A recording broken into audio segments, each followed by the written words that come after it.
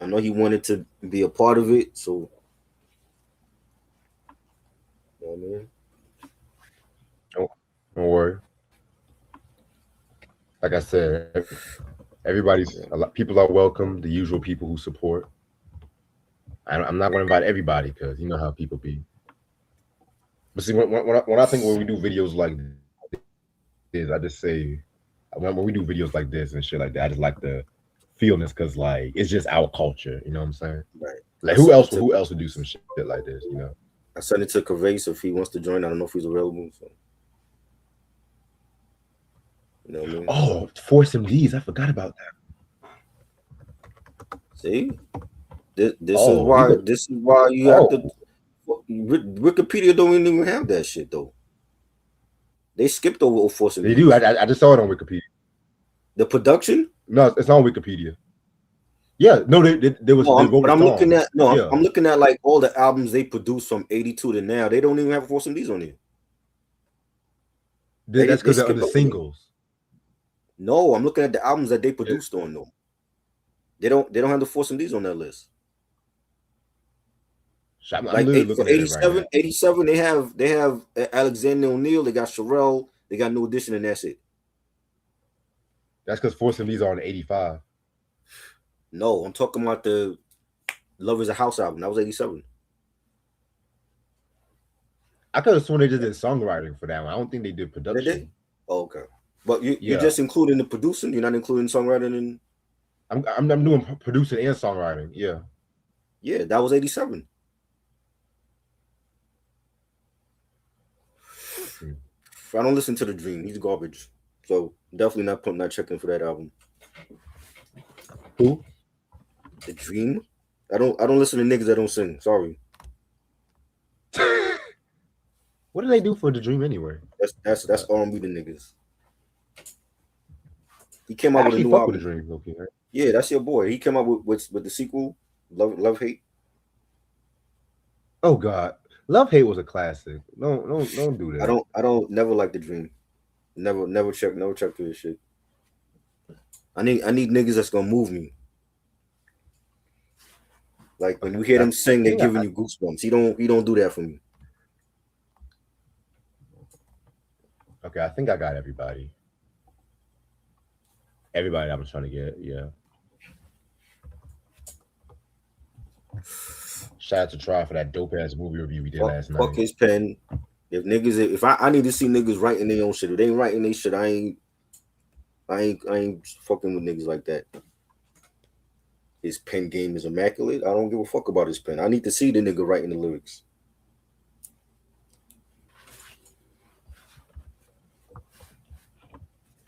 Niggas is now niggas don't want to give Chad Hugo his credit. Niggas talking about Pharrell did all the Clips albums by himself. Get the fuck out of here.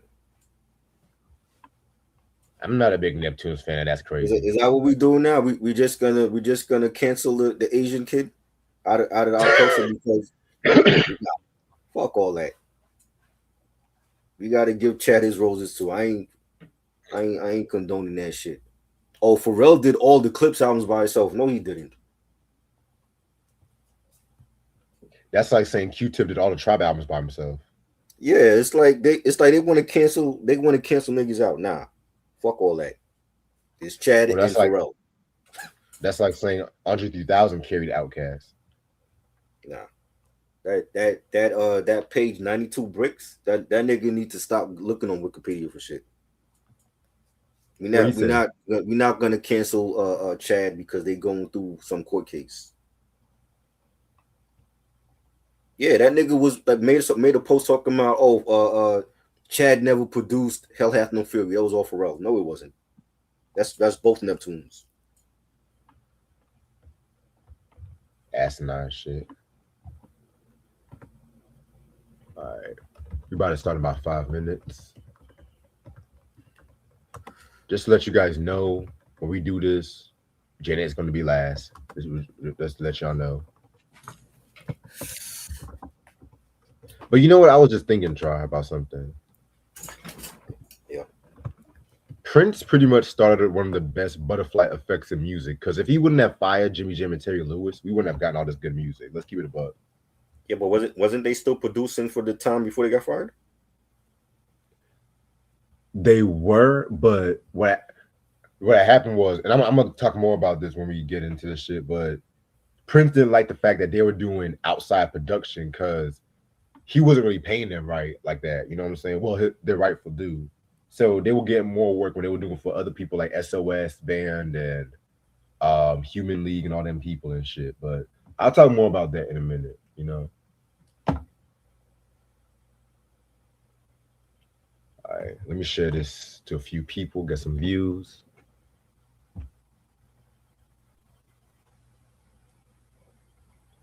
It's Friday night.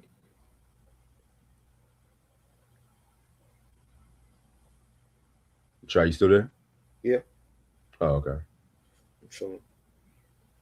Yeah. Okay.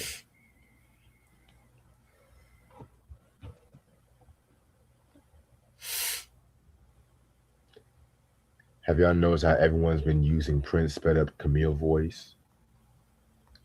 What's good, Sam?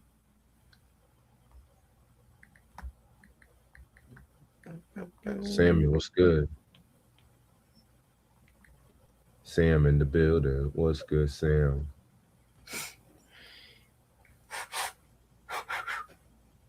Yo, this Jay-Z concert is selling. Now Beyonce joined him on stage and shit, which I'm not surprised. They got people live streaming it.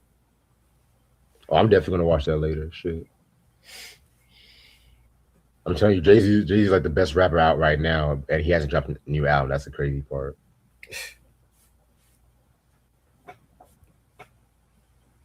Watch it when we least expect it. I don't know. People saying he dropping something. Oh, he's gonna drop it. It's gonna be when we least expect it. Like it's gonna be out the complete blue when. Right. It's not even gonna be on a Friday. It's probably gonna be like on Saturday or Sunday. Maybe he'll drop it on 9/11. 25 years of the Blueprint. You drop the new album on that day. I don't know. You never know. Never know with Jay. That's the power of Sean Carter. Right? Power of Sean Carter. I never know. You don't know what you doing. Dun dun dun dun dun dun. I would just even listen to that freestyle like, on my way back home and shit. I'll have to be listening to that shit. Yeah. You might do a new one tonight. Right. But you know, we gotta talk about that documentary, that 8-part documentary that's gonna come out. Yeah.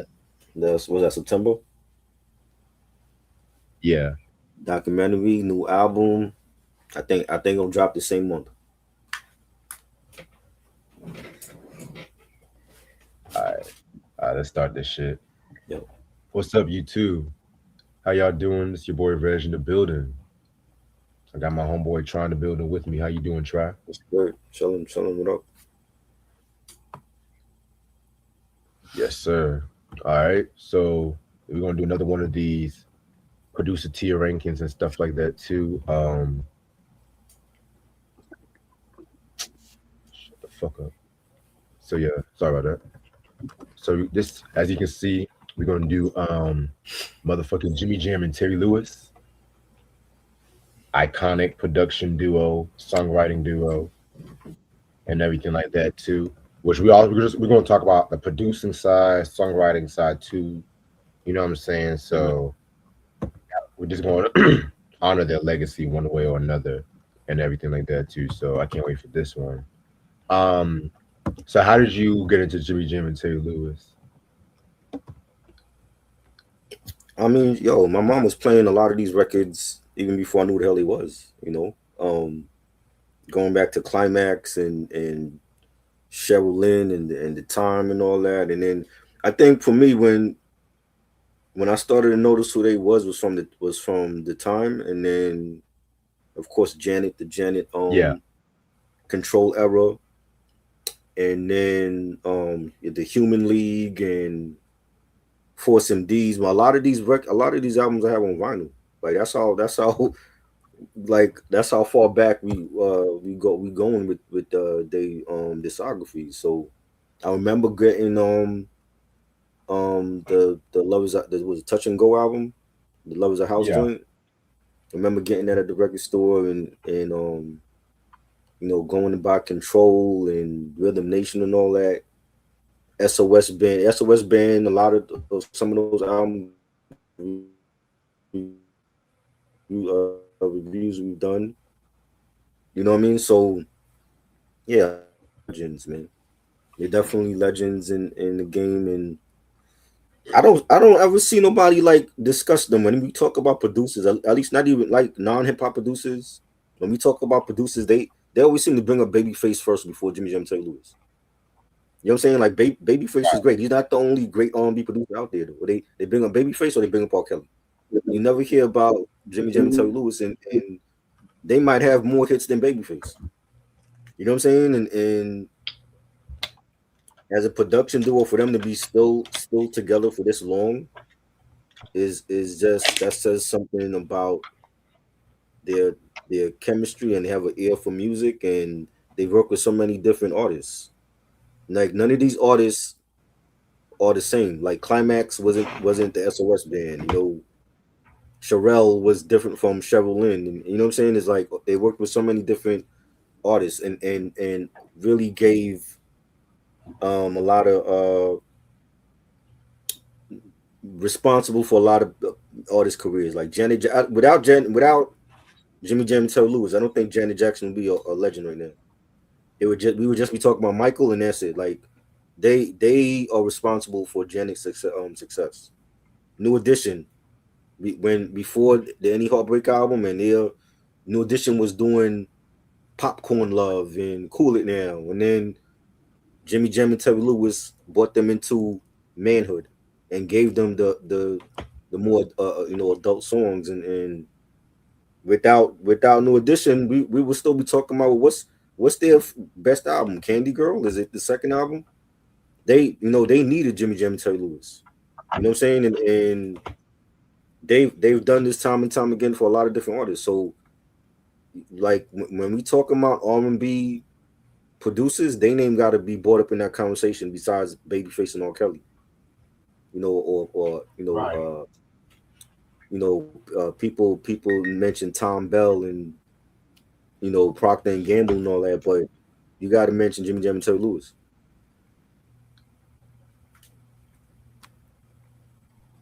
Yeah, I definitely agree with you about that shit, bro. I definitely agree with you about that because I love Babyface and I love R. Kelly and everything like that too. But like Jimmy Jam and Taylor Lewis, they just like Babyface, they still going strong to this day and everything Yeah, like that too. So they still going strong to this day. And I definitely love the fact how they didn't even just stick to R&B. They were doing like pop and some rock and everything like that too. You know what I'm saying? I mean, they definitely had a good enough sound that they had a good enough sound that was pretty universal, if that makes sense, you know? right. Um so how I got into them, honestly, hmm. Honestly, I guess it was just listening to the Janet Jackson albums over the years and stuff like that too, you know what I'm saying? I mean, this was before I knew who they actually were and everything. So once I got maybe during my high school years and everything, I did more research because around high school that's when I was really getting into Prince's stuff and shit. You know what I'm saying? And I realized that they were in the time. You know what I'm saying? We're going to definitely talk about them as well too. Um, so pretty much, I looked up their stuff and everything, and I always just love their sound. Like they can go from the silkiest ballads to honestly the most hard hitting pop R&B that they did for Janet and stuff like that too. You know what I'm saying? So I definitely feel that excuse me. I definitely feel that they are Hall of Famers and everything. You know what people always say and shit, you know what I'm saying? Right. Um I definitely feel like that and everything. I definitely feel that they are legends. And honestly, if I want to keep it a buck, I don't even know if we're gonna have anything lower than solid when we do this. production tier list. Bro. I I'm mean, just gonna already say that are shit you going by right albums now, or artists? You just going by singles? because the people who we picked and everything. Speaking of Babyface, that might be a producer tier list in the making, but I don't think they're ready for that one yet. I don't think they're ready. You know what I'm saying? But Shopping for your next car? oh my god, What about third row seats? stupid ass. All right, but other than that, we're gonna get this shit started. As you can see, if y'all not familiar with the producer tier ranking list, as you can see, it goes from 5 categories. We have, of course, the GOAT. This is what I call the S tier. Then we have great, which is like not all perfect, like near perfect. Then we have solid, which stuff like pretty solid, pretty good. Mid, pretty decent stuff. And then of course we have the get the fuck out of here, which that title just says everything for itself. You know what I'm saying? So since we're talking about Jimmy Jam and Terry Lewis, I feel like every conversation about them should start with their stuff that they did with the time and everything like that too. So you guys got to know that they were included at the time during like the first couple of albums and stuff like that too. You know what I'm saying? Give me 1 second. Yeah. So I'm not going to talk about all the albums with them for the time, but we're just going to talk about the one that they included. So we're going to kick off with the first album, The Time, that came out in 1981. You know, they would on songs like Girl, Get It Up, Cool. You know what I'm saying? I mean, classic shit right there too. That early Minneapolis funk. Well, excuse me, Minneapolis sound. Then 1982, the What Time Is It album, which is like a way better improvement over the first one. Not saying the first one was bad though, but this one took them to a whole nother level.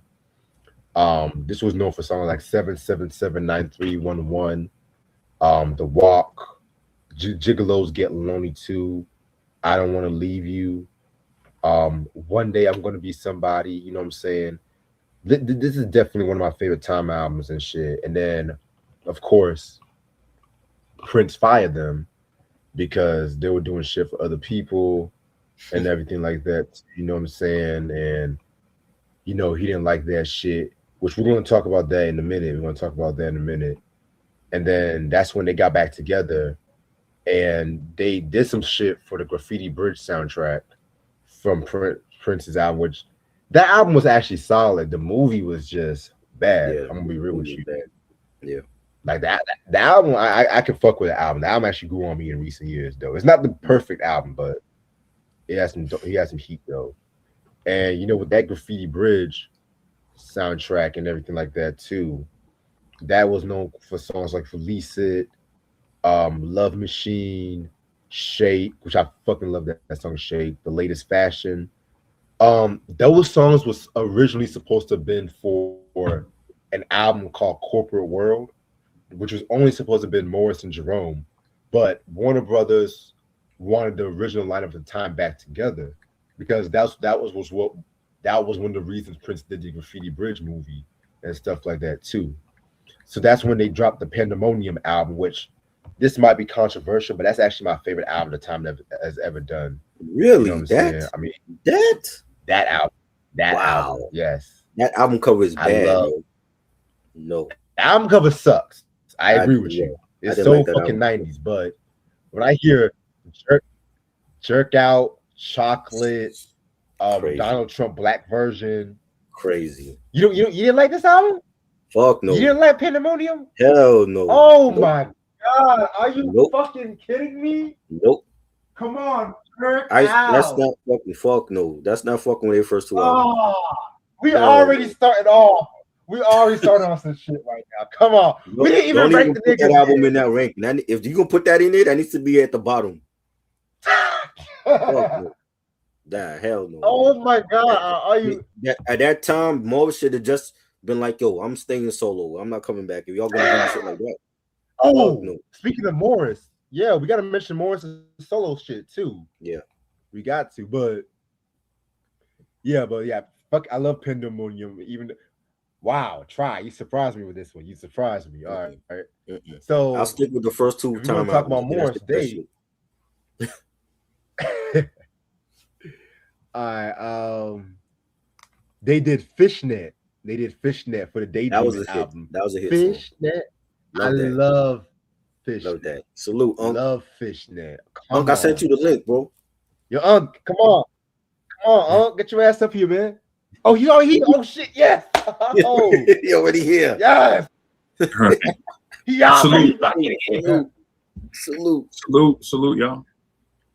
Yeah, man. Oh man. I But, gotta ask Unc, Unc, what do you trying think to- about the Pandemonium Time album? Did you like it?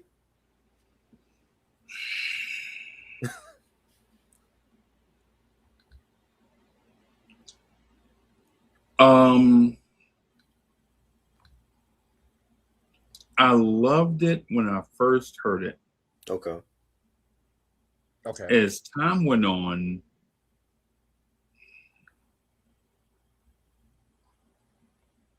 I think it's a timepiece. Yeah. I can Right. respect that. Yeah. Yeah. Like I think mean- what I liked about that was just I'm sorry. No, go ahead, bro. No, I was just saying like the sound was just more loose. It had like a very New Jack Swing Minneapolis sound to it that kind of broke down barriers when he was trying to do Diamonds and Pearls, in my Mhm. opinion.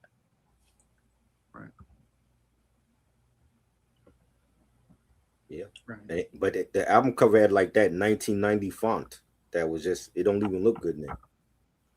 Yeah, the album cover sucks. I'll Yeah. give you that, child. I'll definitely give you that. But yeah, man. So for the most part, I would say great for the time. I would say Yes. great. First two albums are their best. Respect for Pandemonium. I don't like Honestly, it, fuck it. I like Pandemonium more even, than even, Ice Cream even if they Castle. had like one bad album, I still think that they deserve to be in the great category. Yeah, definitely.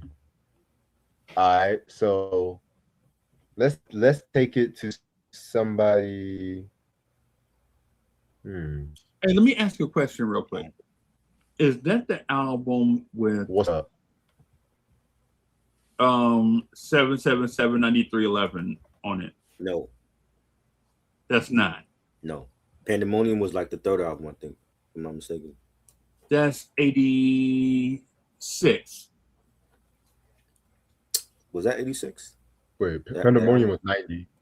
90 was Pandemonium. 90. Okay. But the one you talking about with the hotline number, that one was, I forgot the year for that one though. I actually have that album too. I just don't 82. 82. Okay, Yeah, that was the What Time Is It album. right. Right. Alrighty. Let's go to Climax. This is a group we never really talked about on this channel. So for those who don't know who Climax are, they're like this girl group from the 80s that play their own instruments and shit like that too. You know what I'm saying? Which not a lot of girl groups at that time did and shit. Right. You know what I'm saying? They had that one joint. Give me 1 second. I Miss I'm You. on fucking Wikipedia. That the I Miss You joint. That one, but we're gonna get. They start with the Girls Will Be Girls album. Yeah. That has some okay shit. You know what I'm saying? Yeah. But when they did the Meeting in the Ladies Room album from '84, with Meeting in the Ladies Room, like what Tribe mentioned, I Miss You, The Men All Pause, Lock and Key. You know what I'm saying? I think that's like their best known album to date, and everything like that too. I think that's also their most successful. I could be wrong. And then I think that's the only shit that they done for them. Hold on, let me double check. I know they hung around for a couple more years in the 80s and shit, but yeah, that's the only shit that they did for them first two albums. Right. I'm not the biggest Climax fan, but I do like some of their production. Yep. So what y'all think? Great, solid? I'm cool with either. I mean, for to be like a all girl band and doing R&B and giving us some big hits in the 80s, they got to be in the great too. We don't have another girl band that's doing that. They like the last ones. But they weren't just all ladies, but they were mixed too. It wasn't just say all white girls or all black girls. Right. That's the group with Joyce Kirby, right? That's the Joyce Kirby group, right? Yeah. Right. Nah, so. They had excellent songwriters, and they had excellent. I can't remember the lady's name, but the lady that played guitar for them, and the lady later on, the lady that played the drums for them, right, were like bonkers. Like they legit, as far as the singing goes, I don't know if they tested the limits of whatever. I think they were great singers. The lady that played the guitar, though, I think is borderline legendary, and the lady that played drums is borderline like legendary. I can't remember their names. I'm sorry, it escapes me, but I just remember them as a stylistically being similar to a group from the 70s called Mother's Finest, if y'all remember them. Right? Like like being like coming out of that lane and then like doing more R&B, but you can tell they had an edge to them. Right. Yeah.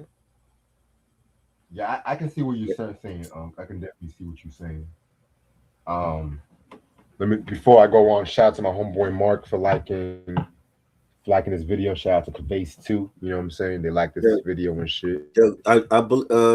Well, the bassist is Joyce Fenderella Irby. Is that the one you're talking about? Yes.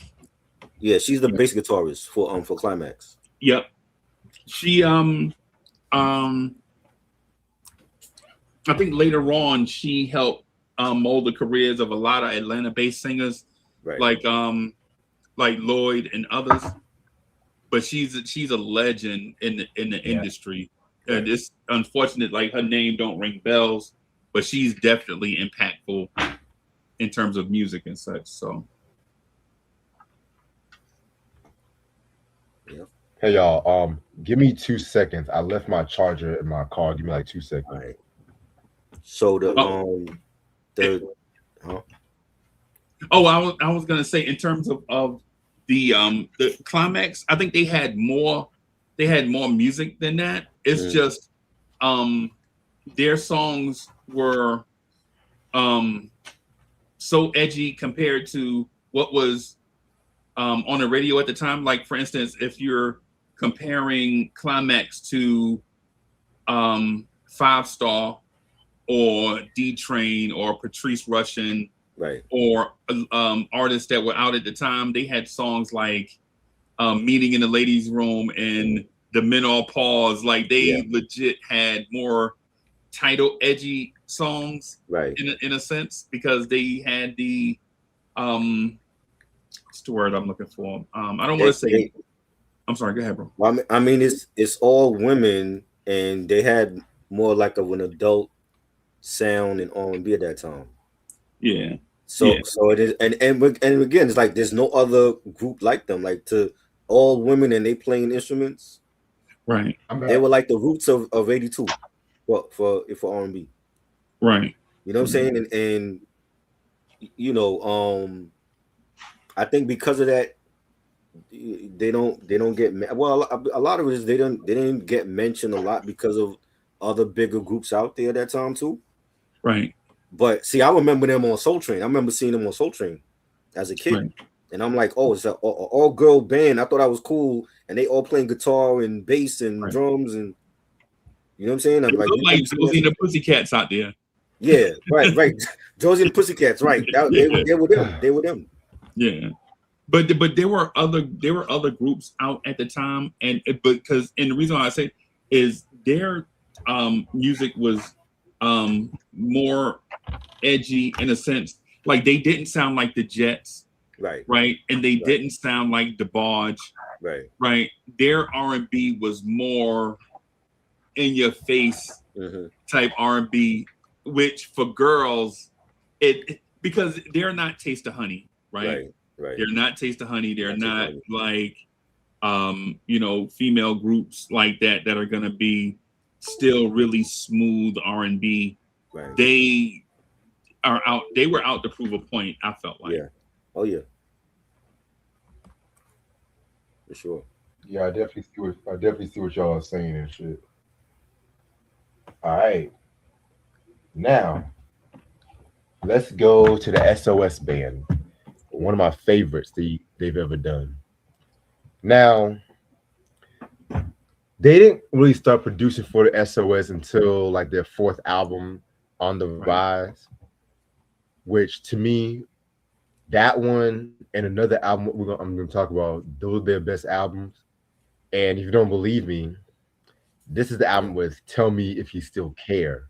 Mhm. Just Be Good to Me. For Your Love. I'm Not Running. I mean, this is definitely one of the strongest R&B albums from 83. Especially considering 83 was like the year before like that whole Thriller effect when it came to R&B. This one was like more back to like the basics and stuff like that, to more smoothed out and shit like that too, you know what I'm saying? And then fast forward to 1984, they also did the Just the Way You Like It album, which that was another good album too. It wasn't really as good as On the Rise though, but this is the one with Weekend Girl. Wow. Weekend Girl, my nigga. Salute, Mark. Come on. Yeah. Mark Nash in the building. What's up? Feel it. I don't want nobody else. I mean, dude. But then 1986, they came out with Sands of Time. And you know what's on this album? The Finest. Dun dun dun dun dun dun dun dun. And I remember my that song because of MF Doom sampling it on Operation Doomsday. That's why I remember. MF that song. Doom. MF Yes. Doom. Yep. That's how I knew this song too, you know what I'm saying? Cause you're the finest, the finest. I was like, yo, this shit was hot, man. Yeah. Sands of Time, That Ball of joint was Love. fire. I mean, Oh yeah. I go back and forth which one I like most and stuff like that. Sands of Time or the On the Rise album. Mhm. And I want to say that was the last year that they did for SOS and everything like that too. So I'm sorry, they're going on GOAT for me. I'm sorry. I don't give a fuck. That's how I knew, like the On the Rise with the blimp. That's how I used to see that as a kid. And Yeah. just staring at that album cover and then my mom playing the record and I'm hearing these songs, and then years later we hearing people sample those songs. It's definitely definitely the best album to me is On the Rise. See, Really? that Y'all album, feel like Jimmy that about Jam the and Terry SOS Lewis. Yeah. Y'all don't feel like the SOS band is just all right? Nah. Hell, well, Great. Well, here's that's the why thing. they in the GOAT. They in GOAT category. I'm not gonna lie. Their early 80s shit, when they were still doing that post-disco sound, and I was gonna get into this. When Jimmy Jam and Terry Lewis, they made them from like a post-disco sound to a futuristic R&B kind of group and shit like that. Because those first 2, maybe 3 albums, while I do like them, you can tell they were like of its time and everything like that. You can tell like they came out 80, 81. Like, take your time, do it right, you can do it. I love that song. But when I hear Just Be Good to Me, when I hear that beat and them synths, like it's just some futuristic R&B shit. You know what I'm saying? Right. And that's why, like, when people mention them, they always mention the Jimmy Jam and Terry Lewis stuff. Like, they only talk about like the early 80s shit like that. You know what I'm saying? But then it's like a lot of those songs have longer shelf life because of artists like Black Sheep and MF Doom sampling them. Exactly. You know what I'm saying? And, so now it's like when we get to like the 90s and we hearing, I'm like, oh, the SOS band, Black Sheep sample this for Strobe Light Honey and MF Doom sample this for Operation Doomsday. I'm like, oh, so that it has longer shelf life for a lot of these songs. Exactly. And also too, it's like so many people covered Tell Me If You Still Care. So many people Right. covered that Yeah. record. Exactly. Yeah, man. Ooh, I'm getting chills tonight. We didn't even get to Janet yet and everything. We already talking about some heavy hitters and shit. All right. Now, Alexander O'Neal. Let's get to him. He was the original lead singer of the time. A lot of people know that before he got kicked out. You're gonna start with his first album, the self-titled joint. You know what I'm saying? This one was known for songs like "If You Were Here Tonight," "Innocent." Do you want to like I do? I'm gonna be real with you. The first album was cool. I liked it. It definitely had that smooth R&B feel, but then when Hearsay came out, that was to me his best album and everything like that too. That was the one with fucking Fake, Criticized, Never Knew Love Like This with Sherelle, which we're gonna get to Sherelle in a minute. We're gonna get to Sherelle. They should have did an album together. Right, like you would have thought they would have done the album together at that time. Yeah. Sunshine. You know, that Hearsay album is classic. That's like one of my favorite R&B albums from like '87 and stuff like that. You think it's too. classic? And then fucking yeah, Hearsay is a fucking classic album.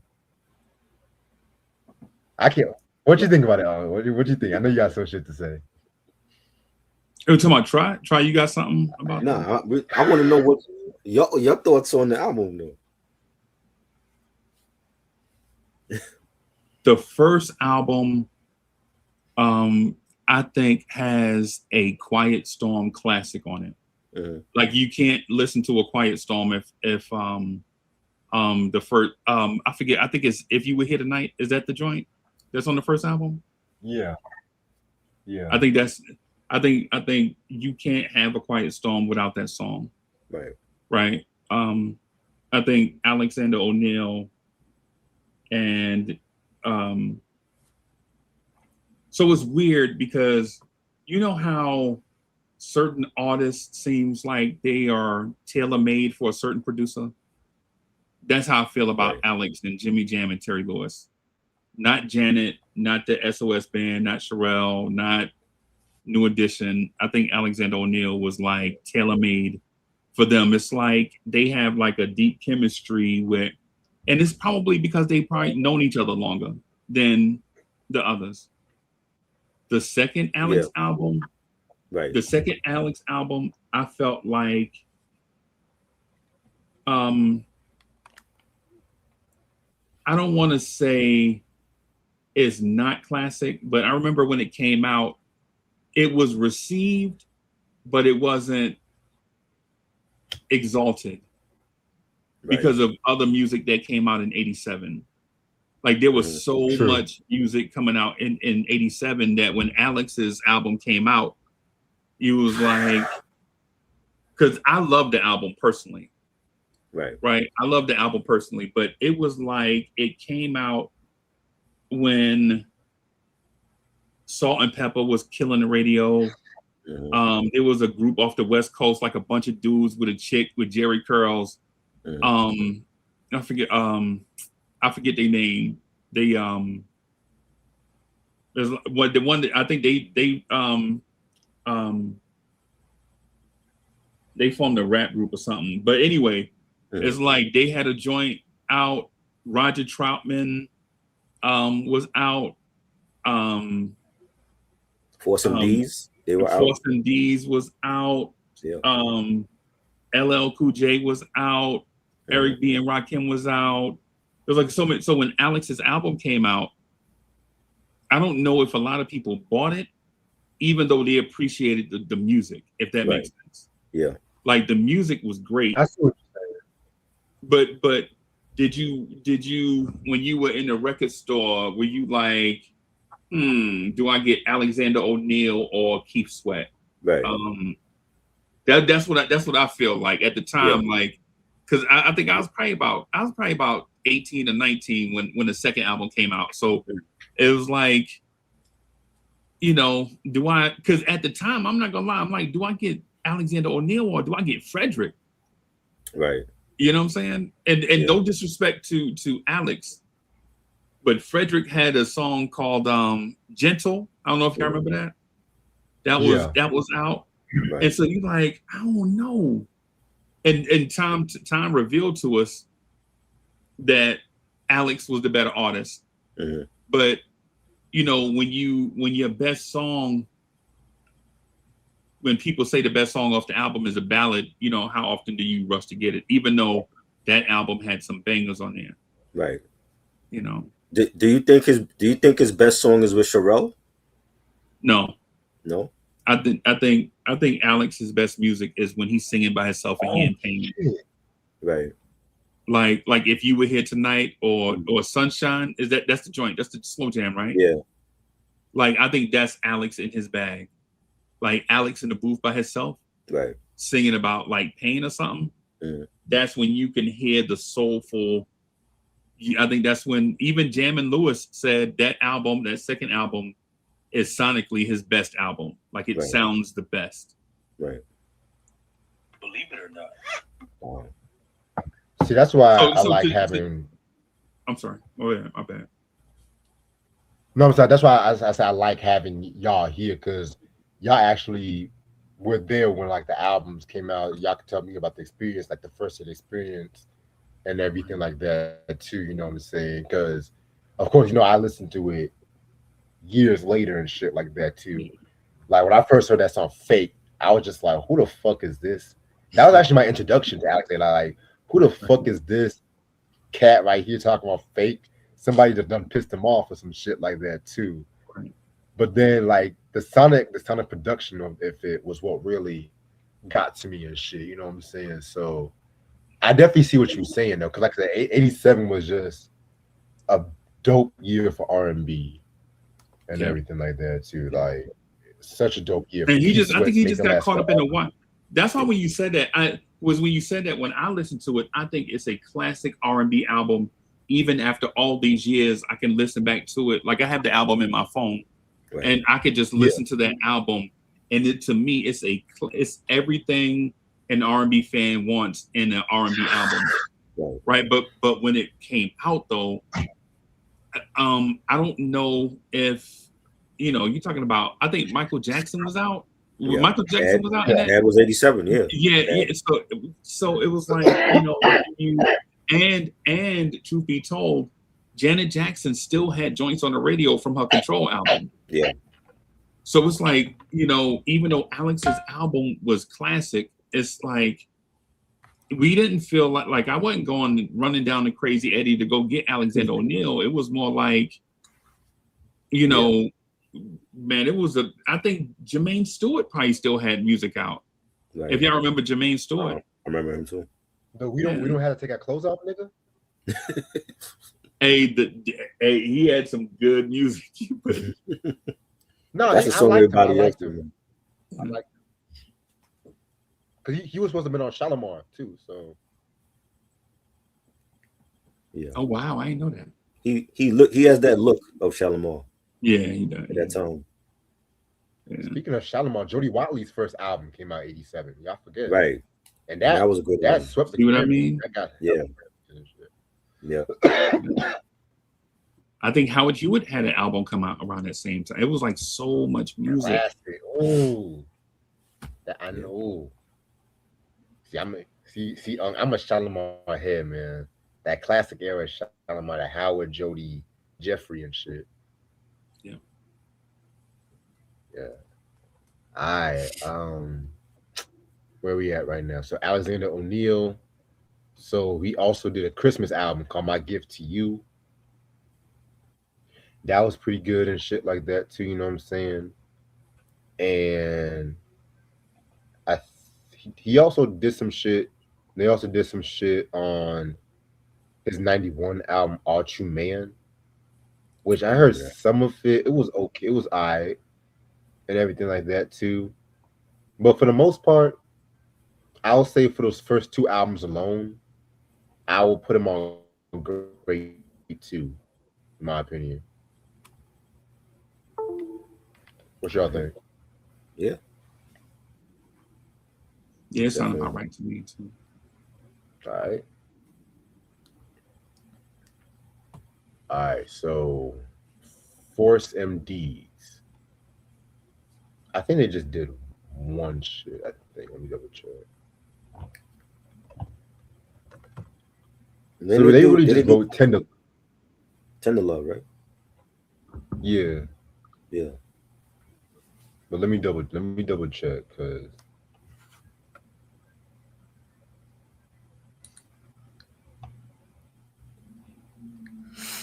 yep, they only did Tender Love for them and shit like that, which that was from the Chillin' album.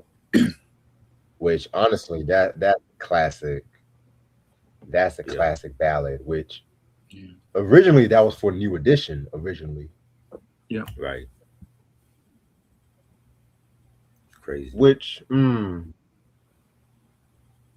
could hear Ralph doing that. I can see like a young Ralph. Young hear Ralph would have killed that. I hear Ricky on that track. Young Ralph would have killed those vocals at that time. Right. Definitely. But they want to do shit like Cool It Now and shit, which I like that song, but I like Cool It Now, but if I had to pick between, that's what I was saying earlier. Like with Jimmy Jam and Terry Lewis ushered in the adult era of New Edition. Right. You know what I mean? If I had to pick between Telephone Man and Tender Love, I might go with Tender Love, low key. I'm going with Telephone Man. Still, Bobby killed that joint. Okay. All right. So, where y'all want to put Force MD just for Tender Love and shit? That's great. That's one of their classics. Yeah. So great. Okay. All right. Now, I don't know what y'all know about the Human League though, because Jimmy Jam and Terry Lewis pretty much did shit for them. Just I know like one or two songs from them from Human League. Yeah. I know the story of Human League is weird, man. It is weird. So they had a hit before they got with Jimmy Jam and Terry Lewis, and their ego was out of here off that hit that they had. For real. Right? Yeah. And so they didn't. The record label wanted them to do some joints with Jam and Lewis. They didn't want to do joints with Jam and Lewis. And so Jam and Lewis like basically tried to compromise with them. Like, listen, we'll do one half the album, y'all do the other half. Y'all do whatever y'all want on the other half, right? They didn't even want to do that. What Jam and Lewis didn't know at the time, and according to Jimmy Jam, he said the lead singer and the girl were in a relationship going with each other, but the rest of the band didn't know it. And so those two was sabotaging the band, you know what I'm saying? Right. Because of their romance. Right. And she was like going to the lead singer, like trying to get featured more on stuff, but she wasn't the talent. Right. Like she wasn't the talent. So instead of us getting a whole Jimmy Jam and Terry Lewis album or half of a Jimmy Jam Terry Lewis album, you basically got Jam and Lewis like, listen, we're gonna do these couple songs, and listen, we just gonna do these. Hey, that's it, y'all, because it was too much of a mess. Jam and Lewis didn't know what they were walking into, basically. Right. But they had a single, I forget the name of it, but it came out like 83, something like that, and it was out of here. But then they couldn't recreate that, and so the record company, trying to save them, put them with the hottest production duo in the game at the time. Right. You know what I'm saying? And they didn't want to rock with Jam and Lewis because they felt like they could do it on their own. They, And then they had the song. They had the song "Don't You Want Me." yeah, that's it. That was 81. Right. And if you in that song, you can see the lead singer is talking to the same chick. Right. Like she's in the song, in the call and response with him in that joint. Mhm. And they didn't have a joint from then all the way up to the time that they met Jam and Lewis. Right. But man, they could have had an entire Jam. They could be icons right now. Instead, they footnotes in music history. Right. They gave them a classic record though. Yeah. Right. And it's crazy too because a lot of people a lot of their diehard fans, like the new wave fans, do not like the Crash album. But then a lot of the Jimmy Jam and Terry Lewis fans, they love the Crash album and everything like that too. Saying so that's why when Unc said it was a weird story, it is like a weird story between them because it's just like they produced literally before the explosion with Janet Jackson, and right at the time they were trying to make names for themselves too. So them doing shit with Human League just shows how versatile that they are and stuff like that too. Because I love that song Human. I love I Need Your Lovin', Party. I don't give a damn what no one said. That Crash album is fire. I don't give a fuck what no one said. If you want to talk about production, that shit is one of their best that they've ever done. Right. I don't give a fuck. These new wave fans, they can kiss my ass. I don't give a fuck. By the way, try. Yo. You know Jay and Nas are on the stage together in the concert now, right? Are they? See, they were right. Oh man, that's history. Yeah, history right there, boy.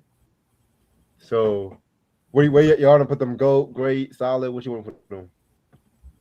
For that song, definitely great.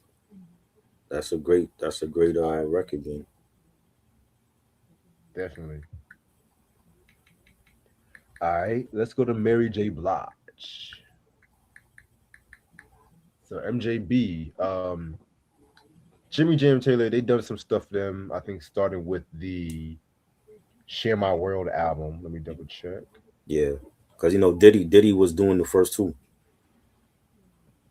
Right, Diddy wanted her to be depressed all the time and shit. So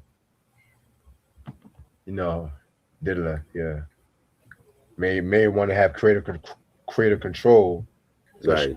She was just like, I'm gonna go with Jimmy Jam. That's the best thing she ever did. Is doing that.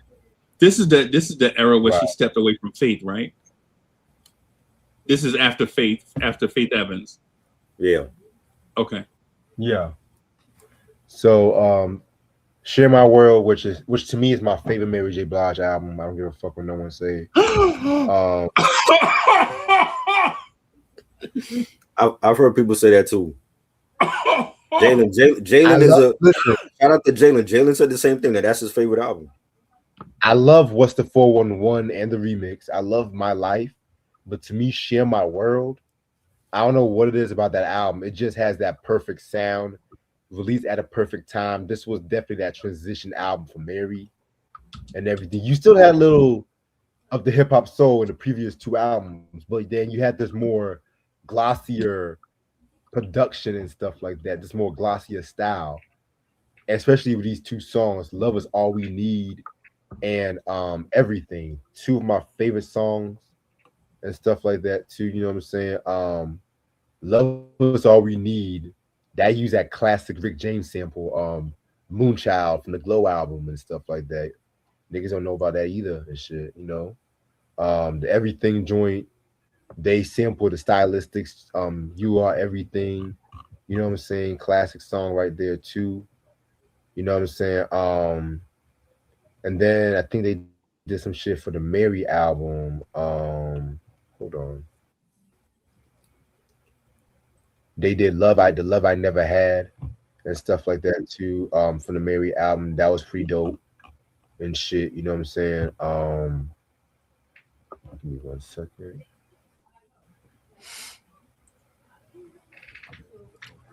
Try. I think you set me up, bro. I set you up. Yeah, you set me up on national TV, bro. You know how I feel about Mary, bro. I know. I You love gonna Mary. do That's this on my, national? You gonna do this on national TV? that's my Oh, favorite singer of all time. That's my favorite singer of all time. oh Like, wow! like to see, I didn't even Mary. know. Mhm. I forgot they did No More Drama too. Right. The song No More. Oh yeah, Mary's Go. I'm sorry, Mary's Go. Yeah, for sure. For sure. So far we have SOS and Mary J. Blige on GOAT. Okay. All right. New Edition. And when we talk about New Edition, we're gonna mention the solo shit from people too. So it's not just gonna be just the shit that they did on the Heartbreak album and stuff. But speaking of Heartbreak album, my God, nigga. Oh, speaking of the Heartbreak album, speaking of any heartbreak, if it isn't love, can you stand the rain? I'm coming home. Hold up, Super Lady, nigga. Super Lady, come on, man. What the fuck we doing? What the fuck are we doing, Try? What the fuck are we doing tonight? Come on, man. It was Jimmy all Jam right, and bro. Taylor Lewis. I don't know what it is, but I don't know what it is about Jimmy Jam and Taylor Lewis, but they have that little magic ingredient where they made a motherfucker more mature and adult and everything like that too. Because if it wasn't for them and with Bobby leaving the group, they would have been known as the motherfucker that did Popcorn Love and this Right. Candy Girl and shit like Cool that. It Now. I love that shit. I love that shit. Cool Yeah. It Now. Then 1990, they did Johnny Gill's second self-titled album, because we know the first one came out in 83. Oh, Motown. This is the one yeah. that everybody. This is the one that everybody knows and shit. Let me get myself together. Rub you the right way. Wrap your body tonight. Motherfucking giving my all to you. Let's spend the night. Let me tell you something. If you play this album, you got your girl with you, she's gonna be pregnant later on. That's all I'm gonna say. Then we're gonna get into Ralph Tresvant, his album, which I feel like is a very dope album in its own right. You know what I'm saying? That was a great album. The Ralph album was a great album, bro. The first one, in my opinion. Yeah. I like It's Going Down too. It's Going Down has some heat too. That's my favorite one. Yeah. That one I like. Severely slept on. Same. This was one with Sensitivity, which I'm gonna be real with you. I did not like that song at first. Really? You know what I'm saying? I did not like Sensitivity at first. I like it now. I like it now though. I like it, but I remember when it was just like I don't know what it was. It felt too PM Dawn to me. I don't know. What? It felt too PM Dawn. It felt you know how I feel about them niggas. Oh man, please don't do. Oh man. Do What I Gotta Do. That was pretty good. Rated R is my heat though. Rated R is my shit. Yeah, Rated R was dope. I think that joint Last Night is the second to last joint on there. To me, Yeah. I think that's the best joint on the whole album, in my opinion. Wow. Okay. But the New Edition album was alright, bro. Yeah. That's their Illmatic. That is their Illmatic. See, why you just see? That's I'm using it, and I'm saying this because this is my favorite group of all time, and I was there for every album, and I love Candy Girl, but their Illmatic is by far Any Heartbreak. Man, that is their best album. Bro. That's their best album. If we had to do a ranking right now, it's that and everything else. Home Again might be number 2 or 3, but everything else fails in comparison to Any Heartbreak. You like the Heartbreak album? Yes, I love it. That's their best album because I saw the transition from when they were. Remember when they were wearing the colorful leather jackets and when they were like when they dressed up like Rick James, right? And they wearing the spike bracelets, and they went from Converse sneakers to shoes and suits. Yeah, and they got sophisticated. They the music reflects the album. They took all Alexander O'Neal leftovers and made an album. No, chill out. No. Nah, but Nah, but for real, Alexander though, O'Neal can't do it if it isn't love. He couldn't do that. oh hell You know no! what I'm saying? He like, if it is love, Exactly. He be couldn't do that. drowning all over Or that shit, crucial, marching all over that fucking. a competition. He couldn't do those songs. You're Not My Kind of Girl. That was all for New Edition, and they killed it. And they had the right Man, lineup. it was all right, bro. Bringing It was Johnny all right. Gill in. Johnny fit in. I didn't know who the hell he was at Bro, that time, but I know who he is now. we But- turning the grilled cheese into a steak dinner. What's Bro, going yes. on? Yes, they did. They Literally, literally what's up with all these analogies? when you hear Boys to Men, Boys to Men was them. They went from Boys to Men with that one album.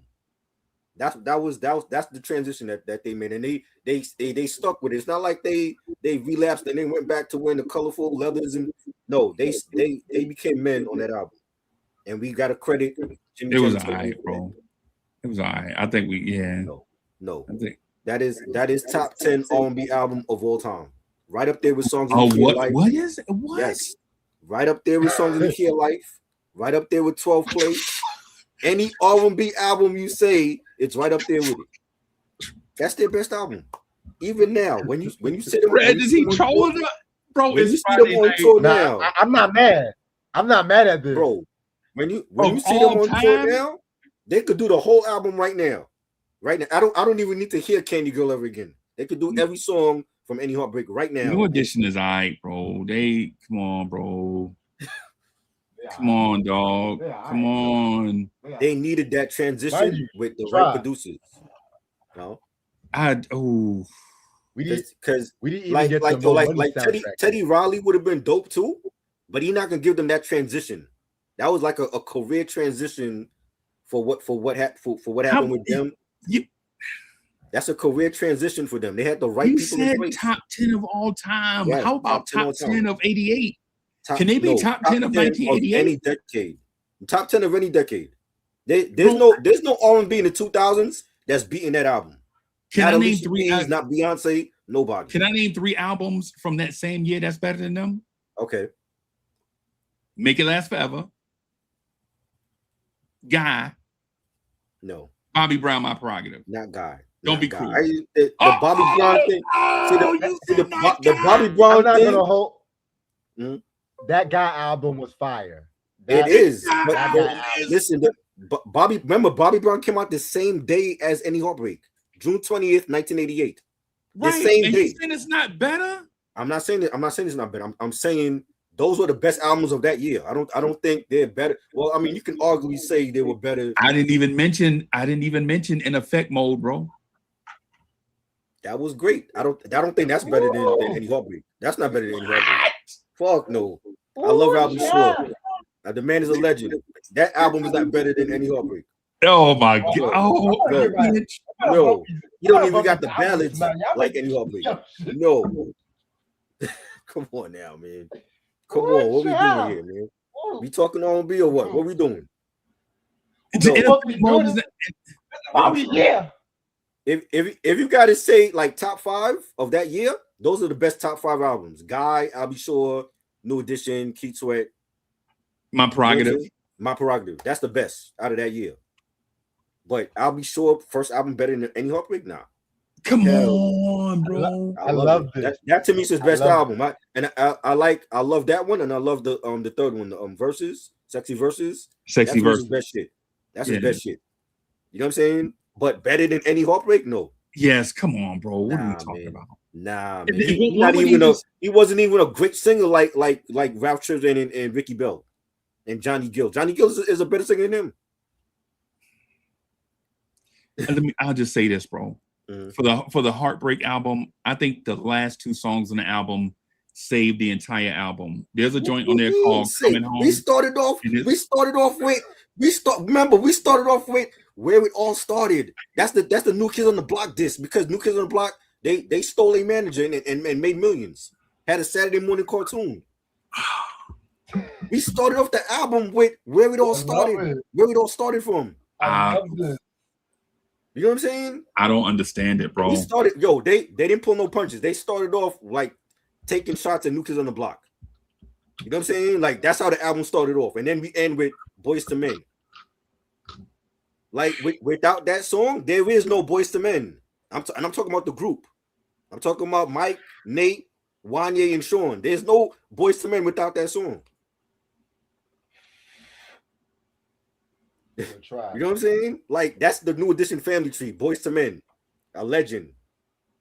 Shout out to Michael Bivens for seeing the talent early.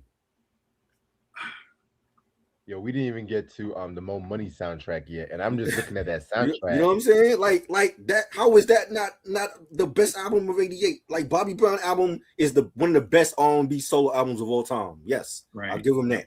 He was great with that album, and I love the Bobby album too. But a lot of people shit on that album, '92. Right. But All right. if we talk about group albums of the '80s, that is number one for me. Before DeBarge and Guy and everybody else. That's number one of the '80s. That album. What?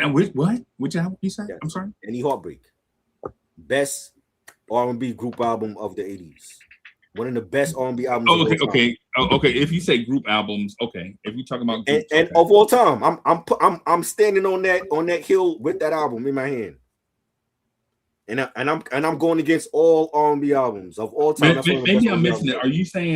Are you saying best R&B group album of all time? I'm saying that, and I'm saying one of the best R&B albums of all time in any decade, 70s, 80s, 90s, 60s, wherever you want to go.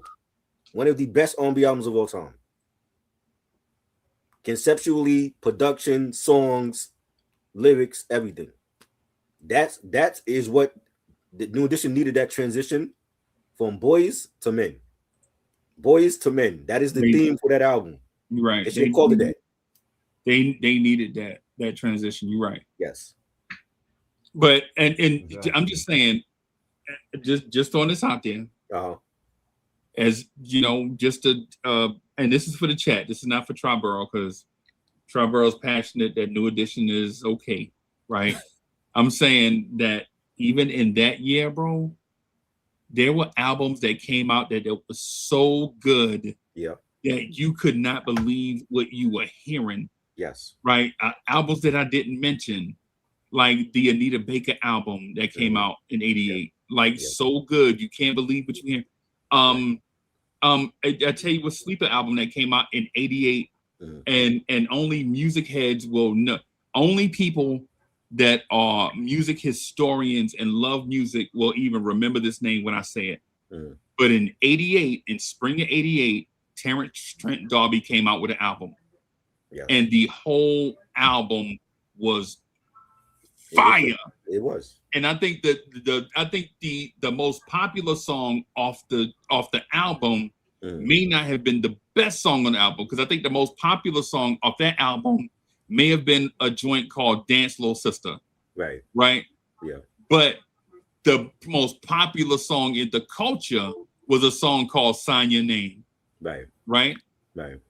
And so when you say like New Edition had the best album of the year, we leaving out Terrence Trent D'Arby, we leaving out Guy, we leaving out Anita Baker, Bobby Brown, Albie Shore, Keith Sweat, and a whole host of other people that had great albums.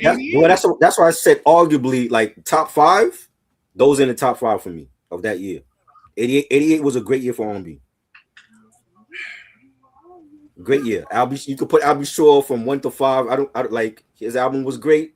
Guy's first album, Bobby Brown, his best album, New Edition, their best album, Terrence Trent D'Arby. That 88 was a great year. Was all right, bro.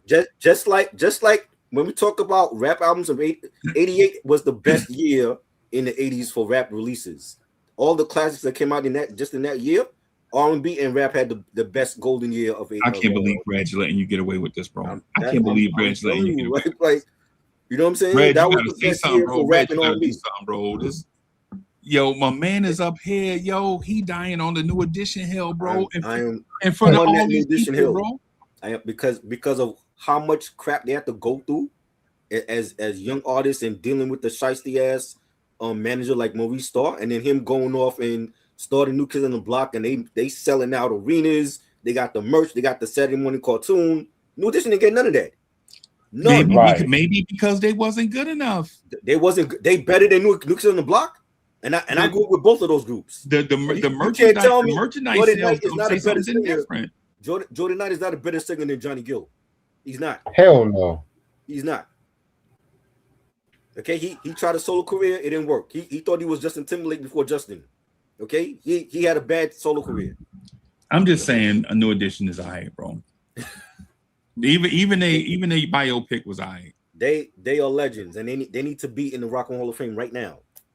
Now, what they need to be doing is making albums. How about that? Well, hey, That's what they had a need success. to be doing. They can tour, and they've toured off of they classics. They don't need a new album at this point. They can tour for all they class. They can do a verses right now and beat anybody. You put them up against one. They beating Jagged Edge. They beating the Barge. They beating Guy. And you put them up against any for a verses with New Edition. You got to take them back to the Temptations or the Four Tops. That's the type of matchup that they got to have. New Edition getting murked in the verses, bro. Hell no. Hell no. And it's a Grand Trophy do they solo shit. New Edition ain't beating Boys to Men, bro. Who fucking with Bell DeVoe? Who fucking with Ralph Tresvant in his solo career? And Johnny Gill and Bobby Brown when he was in his prime, when he had all those hits off from that Don't Be Cruel album. It's gonna be tough. Drew Hill ain't doing that. Jodeci ain't doing that. Man, New Edition is all right, bro. So like I was gonna say, they definitely did some stuff for the Mo Money soundtrack too. Yes. And everything like. What tier did you put New Edition in the mid tier? They go. All of them. No. Yes. No. Legends. Living legends. You see right here. Living legends. No. Yes. New Edition ain't in no all GOAT six. tier. All six. GOAT.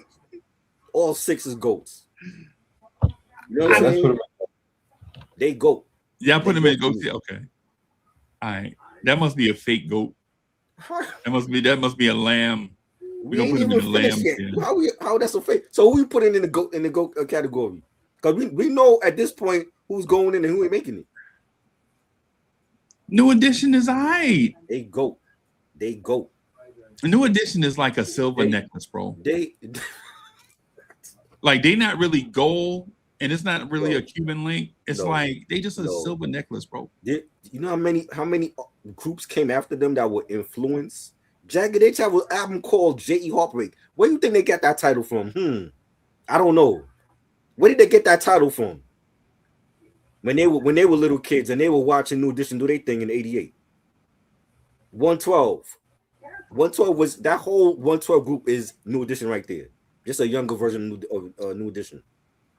Oh man. You know what I'm saying? All of these groups that you see, Immature, Mindless Behavior, all of these groups, some of these groups ain't even around no more.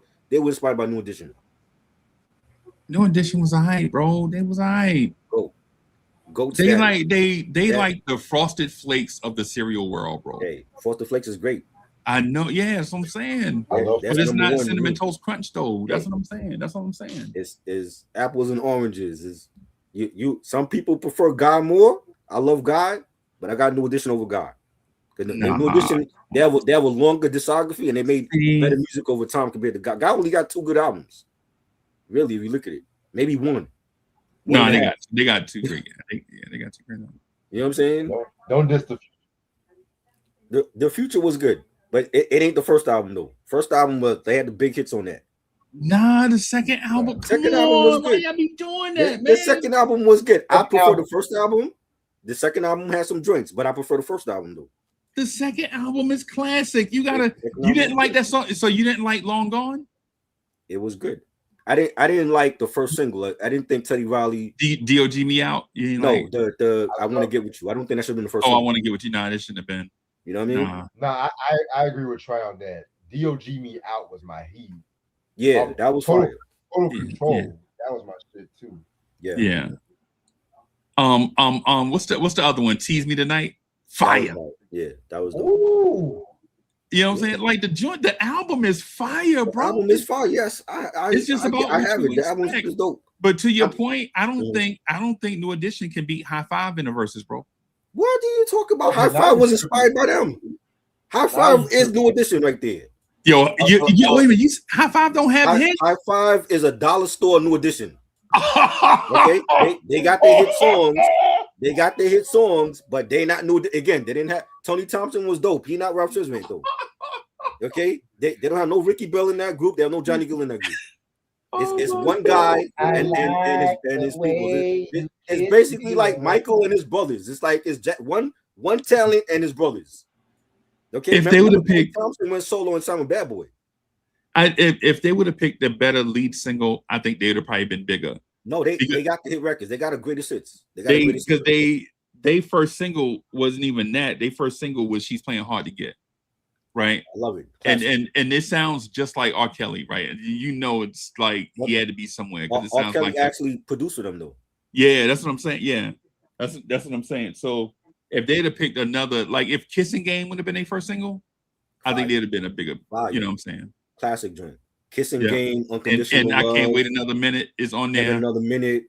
They got some joints. They got hits. I'm just saying they were inspired by New Edition because the label saw how successful New Edition was, and they started to make the copycats. I disagree so much right now, bro. I know you do. I don't disagree just to be disagreeable. I'm disagreeing because I think the argument is basically making it sound like New Edition created the 5-man R&B group, and then everybody else copied after. No, that. but for my generation in the 80s, like we wasn't around to see the Temptations and the Four Tops and the Dramatics. So that was my Dramatics and Temptations, was seeing, you know, five boys from Boston give us great music, and then one of them leave and they replace them with Johnny Gill, and they were even better with Johnny. That was our Temptations of the 80s. They was all right, bro. They was good. I have New Edition music, bro. Okay. They was all right. I know you would say that you felt like Troop was better than them, right? I feel like maybe Troop is not better than them. I feel like Troop should be in our conversations though. They should. Yeah, I'm not gonna say that they better than New Edition. I will say Tony is better than them. Here you go. You know what I'm saying? I'm not mad at that. Here you go. But let's continue on this tier ranking list, y'all. Let's continue. Triborough built a podium to them, bro. He built an altar to New Edition. I can't believe it. I could, if I could build a statue for them, I would. Let's go to Mariah Carey. Mariah Carey, because this is another artist that they kind of matured Mariah a little bit and stuff like that too. So give me 1 second. All right, we're gonna actually start off with the Rainbow album and everything like that too, which I feel like is one of my favorite Mariah albums of all time and everything, you know what I'm saying? They did Can't Take That Away, Mariah's theme. They did Bliss, which I fucking love that song. That was dope. They did the Phil Collins cover, Against All Odds. I'm not a big Phil Collins fan, but she did a thing on that cover. Petals, Thank God I Found You with Joe and 98 Degrees. Big hit. That was a very big hit. Thank God I Found You. That they had the remix with Nas on that. Yes, they did. Yeah. All right, and then the Glitter album, which is one of my favorite Mariah Carey albums of all time. The movie sucks, but the album is fire. They did Lead the Way and shit like that. They did the cover of Didn't Mean to Turn You On, which we're gonna get to Sherelle in a minute. They did Reflections, Care Enough. They did Want You with Eric Benet, which was fire. Never Too Far. And they did the original Loverboy with Cameo and stuff like that too. The one before stupid ass J-Lo and shit fucked it over and shit. But let me stop. But I'm gonna be real with you. Mariah deserves to be in GOAT too for the shit she did with Jimmy Jam. For Glitter? For Glitter? Yes. Yes. Get the fuck out of here. What? Yes. For Glitter? Yes. Hold up. Hold up. There's no way. Hold up. bro. That's not even one of her best That's albums. not- yes, it Come is. on, It's one of man. her best albums. Come What on, you man. talking about? That's not even one of Come her on, best. man. Justice When we for talk Glitter. about prime Justice for prime Glitter, Mariah, man. they're not even mentioning Glitter. Let me tell you something. When this album came out, of course, it wasn't that successful because of the movie. But then over the years, especially during the COVID time, a lot of motherfuckers were trying to say this album's a classic. I've been said this Nah. fucking album's a classic. Hell no, not a This album, classic. vocally, That- this is one of her best albums. Vocally, is one of her That best ain't fucking albums. with Honey. That ain't fucking with Daydream or Music I Box. never said it's better than Music Box. Fuck Music Box. That is not better than Music Box. What? Come on. Yes, What are you talking it about? is. That is Yes, not better than Music it Box. is. No. It's like the most funkiest She have album. no ballads Nigga, on that album that's talking fucking with Music about? Box. Come on now. Wait a minute. You said Yeah, what? that album is better than the Vision of Love album. No. Well, That I don't album know is about banging. all It's that. not a classic I don't- album. No. This is better than Music Box, but self-titled, I don't know. Fuck no. Self-titled is another level. Hell no. That's not even better than Self-titled is Emotion. another level. Emotions album is better than that. Come on, man. You Mariah love just this has album, so but many this is your classics. personal favorite. I get it. Actually, no. But why Actually, no. why she never used Jimmy Jam and Terry Lewis after this album though? You said what? Why she never used Jimmy Jam They and were Terry busy, Lewis after the they good were album? busy to doing too much shit for Janet. What you mean? Yeah, that's a two-way street. I mean, it's not like Mariah is bigger than Jam and Lewis. You know what I'm saying? Maybe Jam and Lewis didn't want to work with Mariah. I mean, you know. They pretty much did the whole Glitter album.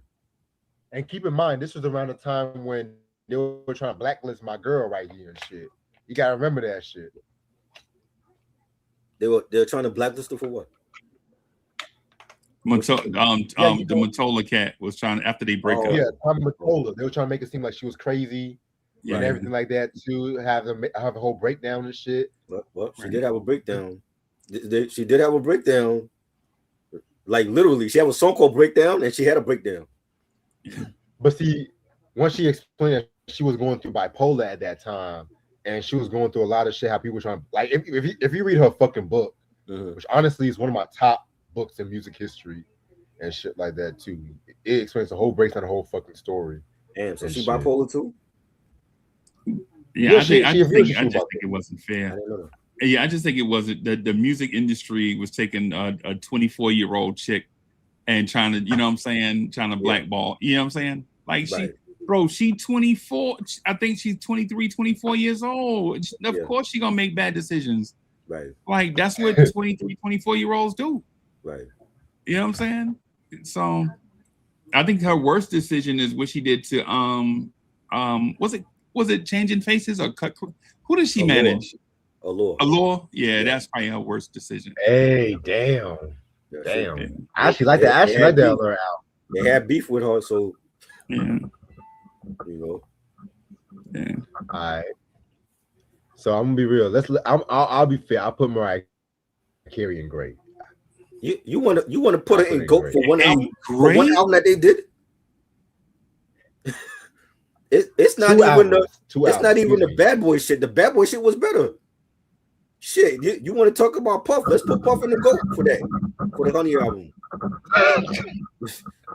For the Butterfly album. I keep saying All Honey. right. Let's go Sherelle. Let's go to Sherelle. We gotta go to some Minneapolis roots right now and shit.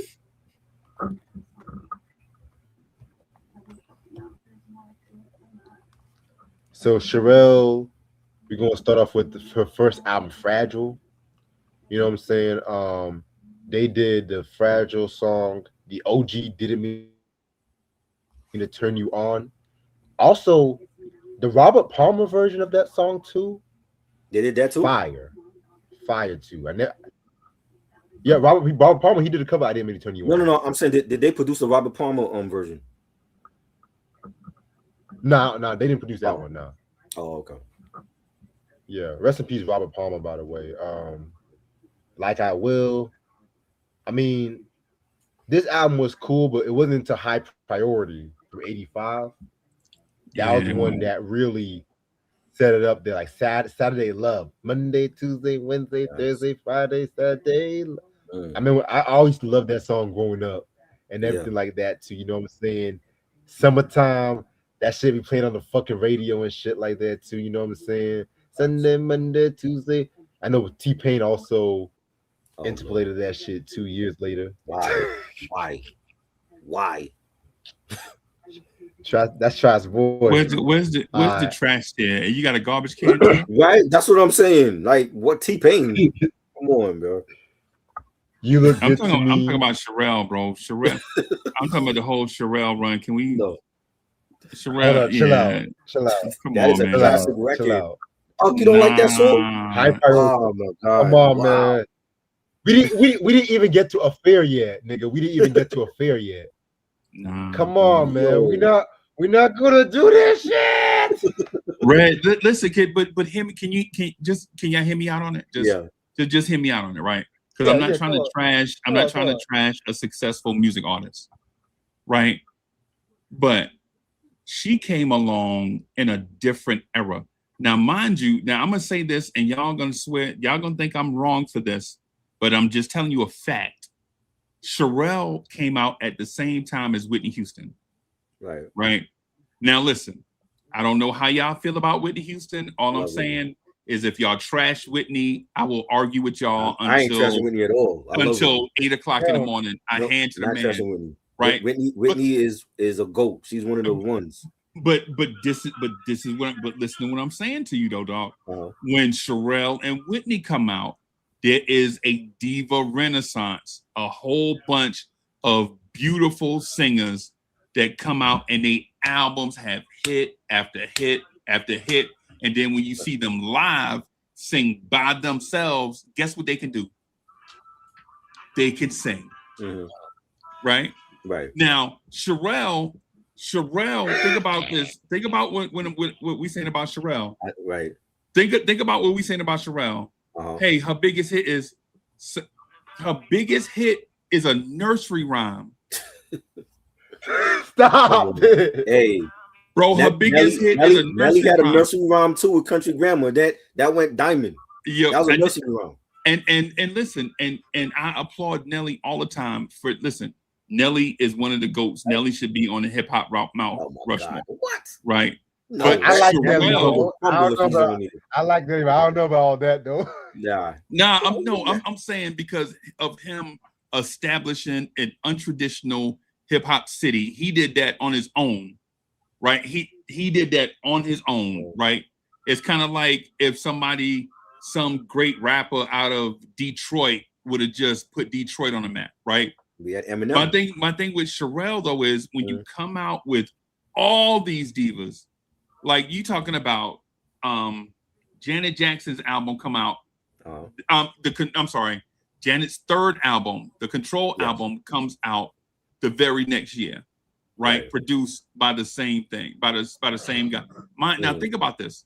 Jam and Lewis produced her album. It comes out in 85. Right. They produced her album in 84. It comes out in 85. They do Janet's in 85 and 86. And we saying that we can't draw a parallel between those two albums. One album is maybe the greatest R&B album of all time, the Control album. Possibly if you don't have agenda bias. If you have agenda bias, then of course you got to pick a male R&B group. But if you don't have agenda bias, then you could say Control might be the greatest R&B album of all time. Right. But at the same time, dog, they produced Sherelle the year before that, and her album Sell Aluminum Fall. Janet album go triple diamond. Right? There's a thing. There's got to be some context in the conversation. But Janet was she was also a great dancer. Sherelle didn't dance. That's Sherelle's fault. But every artist is not gonna come out being a dancer. Johnny Gill was never a dancer. He was terrible at dancing. But okay, if that's the case, then why did Janet Jackson first two albums sell wood? It wasn't good. We did a review on those. They wasn't good. But you said she was a dancer. She was also a dancer when those first two albums came out. But she didn't have the production. She had Jam. Again, that's the point. But that's what I was saying about New Edition. They made that transition from boys to men because of Jimmy Jam and Terry Lewis. They needed them. for any Heartbreak. Without them, that album would not be a classic right now. We'd not be So, talking about that album. are you saying Sherelle didn't need Jam and Lewis? She needed them, but she like you said, there was a lot of artists out at that time. She mid, bro.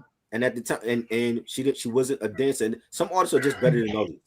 And maybe she just didn't have that type of personality and charisma like Janet or New Edition that it could carry her into the Hall of Fame. The point I'm getting at is this. I want to give everybody their flowers, right?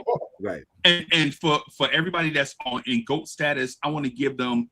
But everybody can't be the GOAT, bro. You're right. Sherelle is mid. Everybody. Well, I ain't saying she should be a GOAT. I'm saying she has a GOAT record because of Jimmy Jam and Terry Lewis. That's the first song that I know from Sherelle with her and Alexander. No, that's not. That's the first song. The first joint they did was I know, but I'm saying that's the first song that I know for me though. Like right. growing up as a kid. They had. I think that came out when I was a kid, like 4 or 5 years old. That's the first song that I know from Sherelle. No, I feel you. I understand what you're saying. Like we speaking from my experiences. That's why I don't want to. I want to give everybody their credit, but I don't also want to at the same time say Sherelle came out in 85 and all of a sudden she set the world on fire when at the same time Whitney Houston came out. I mean, I just can't.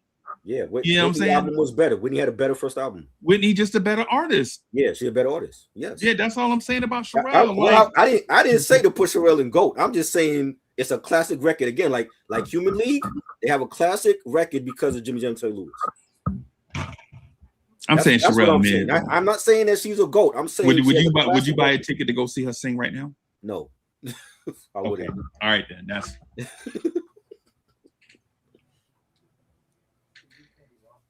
That's all I got, Yana. I ain't got nothing else. Continue. Let's continue. All right. Okay. So yeah, we at the Affair album now. Another dope album. The last song that they did was Sherelle. You know what I'm saying? You can tell they were trying to make her give us some Janet Jackson-esque material on this album with certain tracks. Like you had that Control-esque production here, which I'm not mad, but at the same time too, it's like, how can I put this? It's like a pork lion and a steak and stuff like that. You know what I'm saying? Like Janet is the steak, Sherelle is the pork lion. I love the references. Unc used grilled cheese and steak before for New Edition. Yeah, like that. No doubt. That pork loin, when it's coming out of the back, it be on the plate sizzling. It look just like the steak, bro. Yeah, it be having you fooled. It be having you fooled as a steak. Like it be having you fooled. But it don't have that juice. It don't have that juice. It don't have that sizzle. You know what I'm saying? Because when you have that steak, when you make that steak medium rare and stuff like that too, and you have that shit brown and you put the butter on top of the steak and stuff like that. Oh my God, that butter adds all to it. You know what I'm saying? So all I'm saying, no disrespect to Sherelle, but she's not Whitney or Janet. Right. For real, just because you put some parsley on a pork lion, don't make it classy. So where you ranking Sherelle at? Where we putting Sherelle at? In the garbage tier. No, she's not garbage. She's not. Listen. When you say garbage, there's a lot of artists right now that sound worse than Sherelle.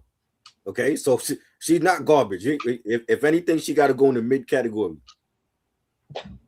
I'm saying, Trevor. I'm saying when we talk garbage looks different from everybody's house. When you rich and you throw something in the garbage, it look a lot better than when you at somebody poor house and a poor person throws something in the garbage.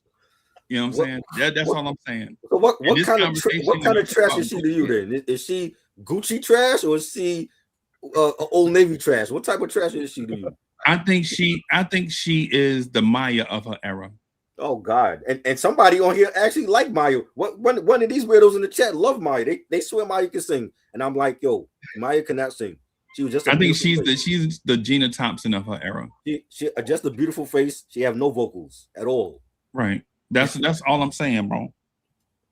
Yeah, but I think she's better than Maya. So if to me that's better than mid. Because she came out at the same time as Janet Jackson and Whitney Houston, bro. Yeah, and they were better. They were better. Obviously, clearly. I mean, is that Sherelle's fault though? You know what I mean? That could be just. And then if you take it back a little bit further, Anita Baker and Sade came out in '84, right? And they were out at the same time as Sherelle, bro. Mm-hmm. I mean, Reg, no disrespect to the joint. I know how much y'all love Sherelle, right? I have no Sherelle records. I'm just saying my introduction to her was Saturday Love. Yeah, right. I'm just saying. It sounds like to me you putting her in the category with Anita Baker and Sade and Whitney Houston. When you say trash, I'm like, compared to now, she's a legend. Compared to the divas we have, the women that's trying to sing R&B. I'm saying, bro, I've been around y'all, bro. I know y'all music. Y'all have high standards, bro. Listen, I watch Red's joint all the time, and I rock with you. And I know y'all have high standards, bro. Yes, that's why I'm saying, like, when we talk about Sherelle at the same era, bro, she came out a year before Vanessa Williams and Vesta. And they were better. Yeah, she came out a year before Mickey Howard, bro. Yeah. Like, and so, like, and when we say what tier we gonna put her in, I'm like, well, I'm just trying to see where you all ranking her. I mean, I don't know a lot of her stuff. I know she came out 2 years before Lisa and Cult Jam, bro. And I love Lisa and Cult Jam. They still doing it. Still out there doing it. Nah, they trash. Lisa Cult Jam trash. No, you're crazy. What? You think Lisa is trash compared to Sherelle? I'd rather listen to Sherelle than Lisa. Nah, I got Lisa all day. Give me the Spanish Fly album. Give me any of those albums that she got.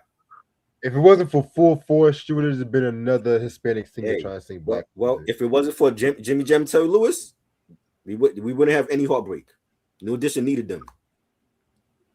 Without them, we'd still be saying their best album was Candy Girl. I just think New Edition is like all for one, bro. No, they are not all for one. Okay, now we're going to go on. Chill out. Oh my God, man, no. Let's go. Let's go to the sound of black goats.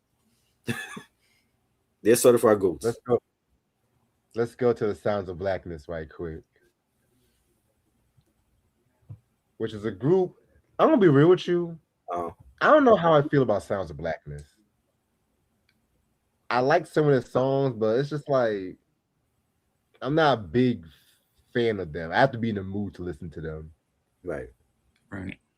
But when that optimistic song and everything that was a cool song. I like that one. Testify was okay. You know what I'm saying? That and Nesby, I know she be screaming like a motherfucker. I'm just like, shut the fuck up. Yeah. Like, oh, damn. She can sing, but sometimes she just be overdoing it. Like, girl, shut the fuck up. God, shit. Yeah. That's why I like them, but sometimes it just I have to be in the right mood to listen to them. But that I Believe song from '94, I love that song. That song was cool. I'm gonna put them on solid. I'm gonna be real with you. This might be controversial. I'm gonna put them as solid. Solid with Sherelle? As a rock. No, yeah, with Sherelle. Oh, they on that tier. You put Sherelle in solid? I thought she was going on the mid category. Well, I said, well, y'all want her mid? See, I'm not a huge fan of Sherelle. I only know like a couple of her songs though. Yeah, I don't. You know what I mean? I mean, I like a few songs too, but just from the stuff I mentioned, like Saturday Love, the shit with Alexander O'Neal, I thought y'all were gonna put solid. No, I think her hits come with other people. Like you got to put somebody else on her songs to carry her. Right. Because even the joint she did in '88, Everything I Miss at Home. Right. They had to put Alex on it to do the background harmonies just for it to carry. Right. Dang. But the Sounds of Blackness, so I agree with Reg. The only thing I think they have a couple more songs though. Like they have a song called The Pressure Part 2, where it's like stripped down drums and just like bass guitar and synth. Right. And where they just flat out feature singing. And if you're a fan of people that can sing, The Pressure Part 2 is like one of your joints. If you like the physical singing part. Right. Like we're gonna take out all this extra stuff, all the symbols, we just gonna strip it down where you can just hear them harmonize with Ann Nesby staying in pocket for like Reg. I agree with Reg. Like she get out of pocket so fast. The Pressure Part 2, she is in pocket the whole song, and you can hear the group harmonies on The Pressure Part 2, which I think is genius by Jammin' Lewis. Yeah. Right. Oh yeah. I thought Sherelle would have been in the mid category. Y'all vicious. I mean, Uncle. I like the High Priority and Affair album. I like those albums. Okay. Ray Sean Do I liked love it too. them? No. Ray Sean said he liked it But- also. Compared to a lot of other R&B at that time, it is solid. Especially 85, 86, them years and shit. Okay. Yeah. But damn. I ain't think Sounds of Blackness. I just don't know how I feel about Sounds of Blackness. They just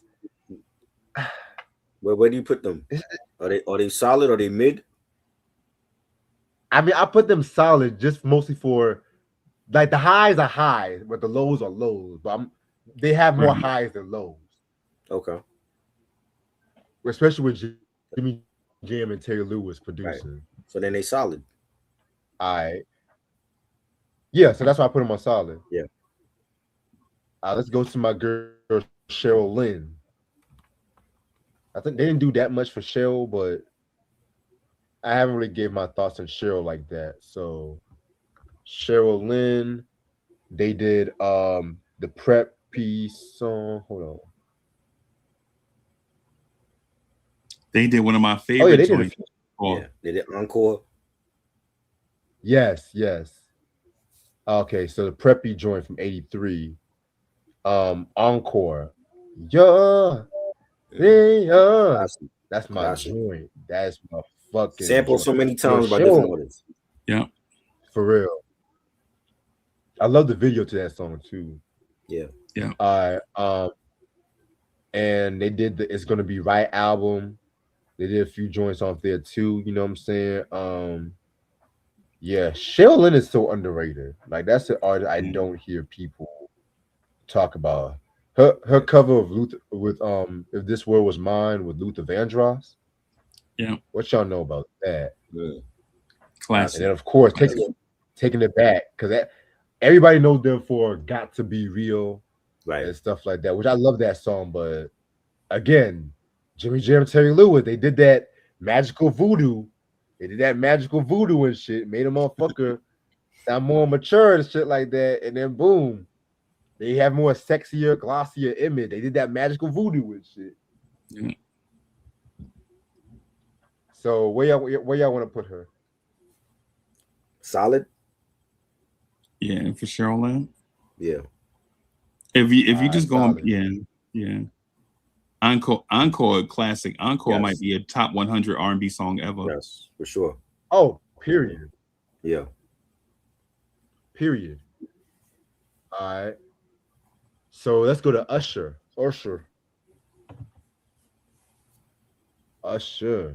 Mm. They contributed to some of Usher's best albums and shit. Let's start with the 8701 album, which is probably my second favorite Usher album, to be real with y'all. Mhm. They did You Remind Me, Big hit. which was a big hit. Twerk It Out. Can You Help Me? How Do I Stay? I mean, that whole 8701 is classic R&B album. You did the Classic. interlude. The interludes, man. Come on, man. Don't fuck with me. Then we're going to get to the Confessions album. Oh my God. His best album. They did fucking Simple Things. Love Simple Things. Come on. Mhm. Bad Girl. That's What It's Made For. Yeah, man. I mean, It's the Confessions album. What do y'all expect and shit? Right. And then they came back on Raymond versus Raymond, which I'm gonna Great be album. real with you. That's an album I don't care for. I think that's his. That was I a don't- pretty good album. He big hits off of that. What big hit? He had Daddy's Home. He had OMG. OMG is like the biggest song Trash. from that album. Trash. Will I Am? Come on. Trash. I felt like it was He trash. did that at the Super Bowl with Black Eyed Peas. Y'all remember that when he came down from the ceiling? I don't care if he did that on Saturday Night Live. It's still trash. No, Yeah, that I'm was with a Reg big on this one. record from Raymond versus Raymond. You know, he had Little Freak. He had Papers was like the joint that they released to the streets before the album even dropped. Oh, that's fine with me. Shit. Yeah, I felt like it was a waste of time, bro. Ah man, what? Yeah. Come Yeah, on. Raymond versus Raymond. I If never Usher liked ain't that making the great tier, then I don't know. It's great or it's nothing. You got to be on the great tier for that. Oh, I'm talking about the Raymond vs. Raymond album. I'm not talking about in general. No. I mean, like in general, he got to be like great tier. For Nah, he everything got to that be in GOAT tier. Usher. or go. I mean, yeah. Well, Confessions here, you know. Yeah, GOAT tier. Confessions. That's what it's made for. Is Right. a sneaky fire joint, bro. Yeah. Simple Things is a sneaky fire joint, man. Mhm. Bad Girl, bro. Full disclosure, I work with a mixed crowd, right? But in occasionally when we have our things, like, Right. yo, you want to see the ladies cut loose, bro? Put on that Mhm. Bad Girl song by Usher. Yep. Like them girls, the girls we work with, like when we be in these corporate thing, they put that Bad Girl joint on and see what happens. Right. You're gonna see girls tying their hair in a ponytail, getting straight to the floor, bro. Facts. All right. So Yeah, you gotta be in GOAT. okay. The GOAT. All right. So before Gina, we're gonna a lot of these next artists that we're gonna mention, they did like a few songs and stuff like that too. So we're just gonna get them out the way and shit, you know. Boys to Men. They did stuff on the 2 album and stuff like that too. On Bended Knee. Classic. Bended, that was like a huge classic song. Yes. And stuff like that too. You know what I'm saying? What else did they do for that album? 50 Candles? Did they do All 50 that- Candles? No, that was Stockman and Tim and Bob. Okay. All Around the World was my They joint. did. That was a classic joint. I love that Yeah. one. So yeah, that 2 albums my favorite Boyz II Men album. I love that Same. album. That's my favorite one. All right. Then the remix album, they did some shit for the remix album as well too. And then we're going to go into the Evolution album from '97. They did the 4 Seasons of Loneliness. Ooh, I love that record. love that. I'm sorry. Before I go on, can we talk about how underrated the Evolution album is from Boyz II It Men? is very.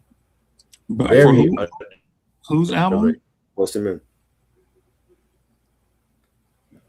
The Boyz II Men. Boy- Why you Yo, looking at me like y'all be trying to trip the people, bro. what? Y'all gotta treat y'all guests better, bro. Oh my What you mean? He's staring at me and I'm like, I said Boyz II Men. I'm like, I already know he don't like it. Yo, yeah. Chad, you see what they doing on that? Once he does that pause, Right. once he Yo, does that y'all pause, got- you know I'm about But to. you didn't like the Evolution album? The Evolution album is their last great album with all 4 members. Because when they went to Universal and after Michael left, they came out with crap. Even those early 2000 albums was garbage. It wasn't great. But when you have an album with 4 Seasons of Loneliness, they had Doing Just Fine. They had the Diddy joint, I Can't Let Her Go. That album is fire. They first 3 were like their best shit in their whole discography. Cooley Eye Harmony, the 2 album, and the Evolution album. I think that's their best shit still. Yo, Trevor, if I ever get in trouble, bro, I'm gonna hire you as my lawyer, bro. Cause when you go to bat for somebody, bro, they are safe, bro. Yep. I swear to God, bro. If Trevor like you, bro, you are, bro. Yep. And I was there when the night that they did the album when the album released, they were at the Virgin Megastore in Times Square. I was there for that. Like they did like the meet and greet. Bro, it was like a line in Times Square just to meet Boyz II Men. Man, Boyz II Men is after that second album, they okay, bro. No. Like we be throwing around superlatives. Like that third album was album was dope. I forgot it even existed. I would say it probably wasn't as great as the first two, and I feel like some of that was because of like you had Puffy on that album. I didn't feel like they really needed to mess with Puff, but they wanted that hip hop banger. That's what they got. They released it as a single. You know what I'm saying? But even at that time, you could tell there was like something going on with that group internally that we didn't hear about until years later. Hey, when did Jagged Edge come out? 97? 98? Yeah, 97? 97, 98, they come out, yeah. So Jagged Edge is comes out, right? But they wasn't Jagged Edge just yet, though. They didn't have the big hits just yet. I understand all that I Am by Joe is out, and I know y'all don't like Joe. I love Joe. Right? Everybody don't like Joe Thomas. Don't say that. You have never heard us say that we don't like Joe. Nah, I feel like y'all jumping me, bro. I feel like every time I say y'all gonna jump me, bro. No. You know what I'm saying? Like that's what I feel like. I can't jump you for that, man. I'm saying, yo, y'all remember John B? Yes. Love John B comes out in 90s, and we saying like legit that Boyz II Men album is better than the Usher album, nope, or John B, nope, or yo, you telling me about Boyz II Men album and the Lauryn Hill album came out? Lauryn Hill album was great. Bro, what did we say? I'm not saying I didn't say it's a classic. I said it. Their first three was their best shit in their discography. After that, it's not the same Boyz II Men. That third album is super mid. They come in because all their songs come. It's the same formula.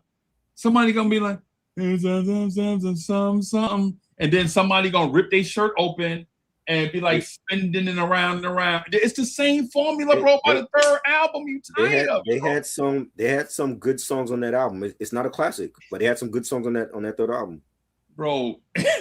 By the third album, bro, it's like the same formula. It's the same thing over and over. Maybe that's why they stopped selling after the third album. Maybe they should have stopped selling at the third album, bro. 97 is the year Dru Hill come out. Bro, the Dru Hill album, the Dru Hill album, yes, in my opinion, and mind you, I bought both. I'm not saying this from the perspective as I didn't like them, so I didn't buy it. I bought the album. Right. I bought the album, and I think maybe was Silk out? Did Silk have a joint out? Yeah, Silk was out. Like, man, when that album came out and you saw the first video, and it was like the same thing. It sounded just like On Bended Knee. I was like, nah, man. Nah, I'm not doing 2 more years of this, bro. You know what I'm saying? Like, you got to come with something different. What's the change up that you wanted them to make? I mean, because they used Puffy. They never used Puff until the third album. Nah, but remember on the first album, they had up-tempo, mid-tempo, and slow joints. Right? On the first album. Yeah. And then on the second album, I personally think they leaned into the slow joints. Yes. You know what I'm saying? Yeah. And I just can't do like 2 more years of these grown ass crying ass dudes, bro. It's like you sending me to prison, bro. Like, come on. So you wanted more hip hop on the third album? I wanted a mix. No, what I'm saying is a mixture, a balance. Right. That's all I'm saying. Like when the Dru Hill album comes out in 97, right? Mm-hmm. They have like this balance of, because they got a whole bunch of slow joints on that joint too, but they got some mid-tempo joints on there too, and they change up subject matter a little bit. Right. Boyz II Men, man, nah. So let me ask you, do you feel like with Boyz II Men, they can do both, or they're more built for ballads instead of the up-tempo joints? I just think they corny. Because they like Sean even admitted they wasn't great at dancing. Like they like the learn dance moves that took them like a minute. Boys the Men is just like cornballs. Boys the Men is like the music you throw on when your girl mad at you, bro. You like, you know what I'm saying? They even bought out an artist that sound just like them. They even bought out an artist that sung a Boys the Men song. Who was that? He last. Who was that? Was it Rough Ends? Was it Rough Ends? The group Rough Ends? They bought out somebody. Oh that's right. They bought them out on the New Edition tour. That's right. They bought out somebody. And I think it was maybe Uncle Sam. Uncle Sam? Yeah, I wasn't into Uncle Sam. Like I remember when he came out though. Yeah. I mean, the reason why we like Joe and Donnell Jones is because they put out like they put out slow joints. Remember, Donnell Jones is 97, bro. Yes, he had a balance of ballads and up tempo. Same with Joe. That's why. I'm saying, that's what I'm asking. Like maybe Boyz II Men, maybe the up tempo thing wasn't just for them, and maybe they lean more into the ballads. I mean, End of the Road is like their biggest hit. That's a ballad. I feel you, but that's what I'm saying. Like my thing with Boyz II Men, not Boyz II Men in general. What I'm saying is Boyz II Men fatigue. Is what I'm saying. Right. Like we all know Boyz II Men is great, right? Like nobody's gonna dispute if Boyz II Men a great group. Yes. Right. Can you get Boyz II Men fatigue? Yes. It's like how people got Drake fatigue. Like you every time they come out, they number one, and it's the same thing over and over and over and over and over again. After a while, you just like, right. Yeah. You know. I think that had a lot to do with it after the third album. Like they stopped selling. I think their third album was part of it, bro. Yeah, Like because I think Sean Stockman had a joint called "Visions of a Sunset." I felt like that should have probably been a Boyz II Men song, right? Because it was different than what they normally do. Yeah, you know what I'm saying. So I mean, but. But do they deserve to be in GOAT tier? Yes, they should be. Yes, in GOAT for sure. Yes, for Benny Knee is a classic ballad. Yeah. Yeah. But not that third album, no. That third album. Not the third album, no. No. Shit, y'all, that's crazy. All right.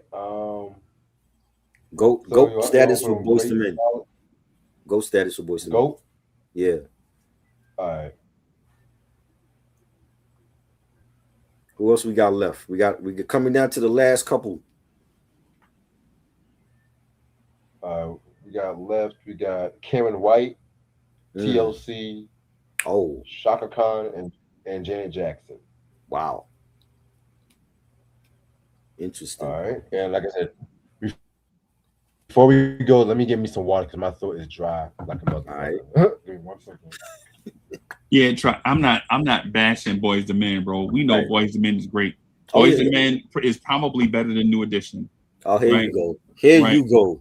But now I'm just saying, flip a coin. If that's your flavor, right? If that's your flavor, just to you know what I'm saying, just to let everybody respectfully, I'm not throwing Boyz II Men away. It's just fatigue, man. Right. It's like the same melodies over and over. I ain't never got fatigue of New Edition at all, ever.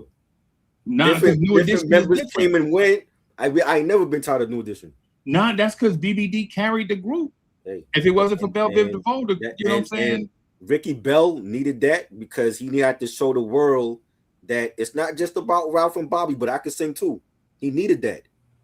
That needed to happen. And that's why they went multi-platinum.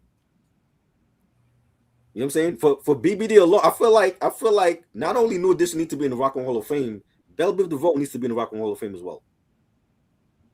You know what I'm saying? That Poison album is a classic. 5 Mic classic. I'm back. I like the WBBD Boot City album. To me, is a classic. That's my preference. That's best remix album ever. Yeah, love that album. Yeah. All right. So let's go to Karen White. Mm.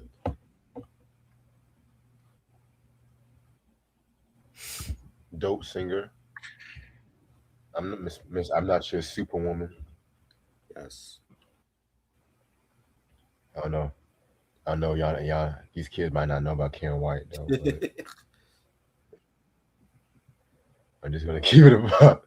They look at that. Who Karen White? I'm just like, we about to teach him about Karen White. him today. That's Terry Lewis White. Yes. Don Cornelius is on protege too. Yeah. So we're gonna start off with the Ritual of Love album from '91. They did excuse me, Romantic. They did fucking Ritual of Love. Hooked on You. They did a few joints on this album and stuff like that. This album was it was pretty straight and everything. It's not as good as the first time. I feel like that first album was another level, to be real. Right. And no, I'm not talking about Blackstreet at another level. All right. And then we're gonna get into the '94 album. Now I'm gonna be real with you. I never heard the Make 'Em Do Right album from '94. I don't know if y'all heard that album and shit. Nah, I didn't hear that one. Yeah. What about you, Unc? Nah, a lot of divas was trying to make comebacks in '94, and it just seemed like Not divas. Yeah. Even what's the lady? Angela Winbush had a joint in '94. Treat You Right. Yeah. That album was fire though. Yeah. Yeah, like '94 was like this year of people, So, but I didn't get it because '94 had like It was crazy. two of the greatest rap albums of all time come out. Mm-hmm. The J. Rue the Damager album. I Classic. thought you was gonna say Ready to Die and Illmatic, but yes, J. Rue was great. That was a classic album. See what I mean, bro? Y'all gotta treat y'all guests better. Reg. I thought that's what you were say when you said two. Yo, Reg, did you see how he just jumped me just now? I didn't even get a chance to say them two. You know what I'm saying? You said J. Rue. I didn't think you was gonna say J. Rue album though. Yeah, that man just jumped me just like I don't know if y'all follow wrestling or not, but I mean, I felt like I just got RKO'd out for no reason. You know what I'm saying? Yeah, but yeah, as far as Karen White goes, I respect her ability, like the ability to like be on note and on pitch every time you see her with a live on record. You know what I'm saying? It's like she can sing. Is she dynamic? Like, is she gonna hit you with some Whitney growls or some Mary growl? Nah, but if you need somebody to sing a song pitch perfect, she perfect. Right. Kind of like how Diana Ross used to be before she got washed. Wow. Now What I you just say about noticed Diana? that What'd you say about Diana? you said that Diana was washed. At some point. No, I said Karen White is pitch perfect like Diana Ross before Diana got washed. Is what I'm saying. I know what you meant by that. I know. There's three people that's not on this list, Red. You don't have Michael on there. I don't understand that because History was a good album. Shit! Fuck, I forgot Michael. You don't have your girl Shantae Moore. He praised Shantae Moore. He had us do all the Shantae Moore album reviews. You don't got Shantae Moore on the tier. And Jordan Knight from New Kids on the Block, his first debut solo album. See, I meant to put Michael Jackson, but I forgot to. So yeah, you're right about that. You're right. I can't forget Michael. I now didn't even know Shantae Moore, I'll, and they produced Jordan Knight's solo album. I didn't even know that. And see, there's a lot of people I did not mention. Because, Jimmy Jam and Terry Lewis and Robin Thicke did Jordan Knight's debut solo album. I'm gonna have to check that out. Yeah, because I was trying to just pick like the crucial ones because there's like some people times they did like one or two songs, and it might sometimes just be like an album cover. But Michael, they did a History album, so yeah. He asked. I'm like, where's Michael? You got Janet. Where's Michael? Where's Herb Alpert? They did Herb Alpert also?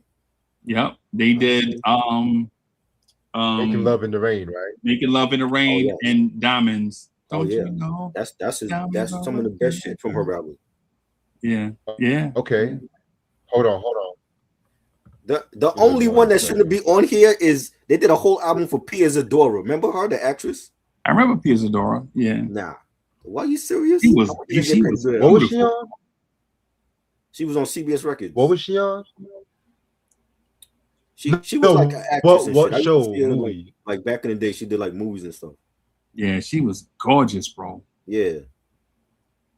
They did a whole album for Pia Zadora. That's crazy. Okay, so I'm gonna mention those last couple ones and stuff like that. I'm gonna add Jordan, Michael, Shantae Moore. I didn't and hear the stuff Jordan like Knight that. album. I'm gonna hear listening. it though.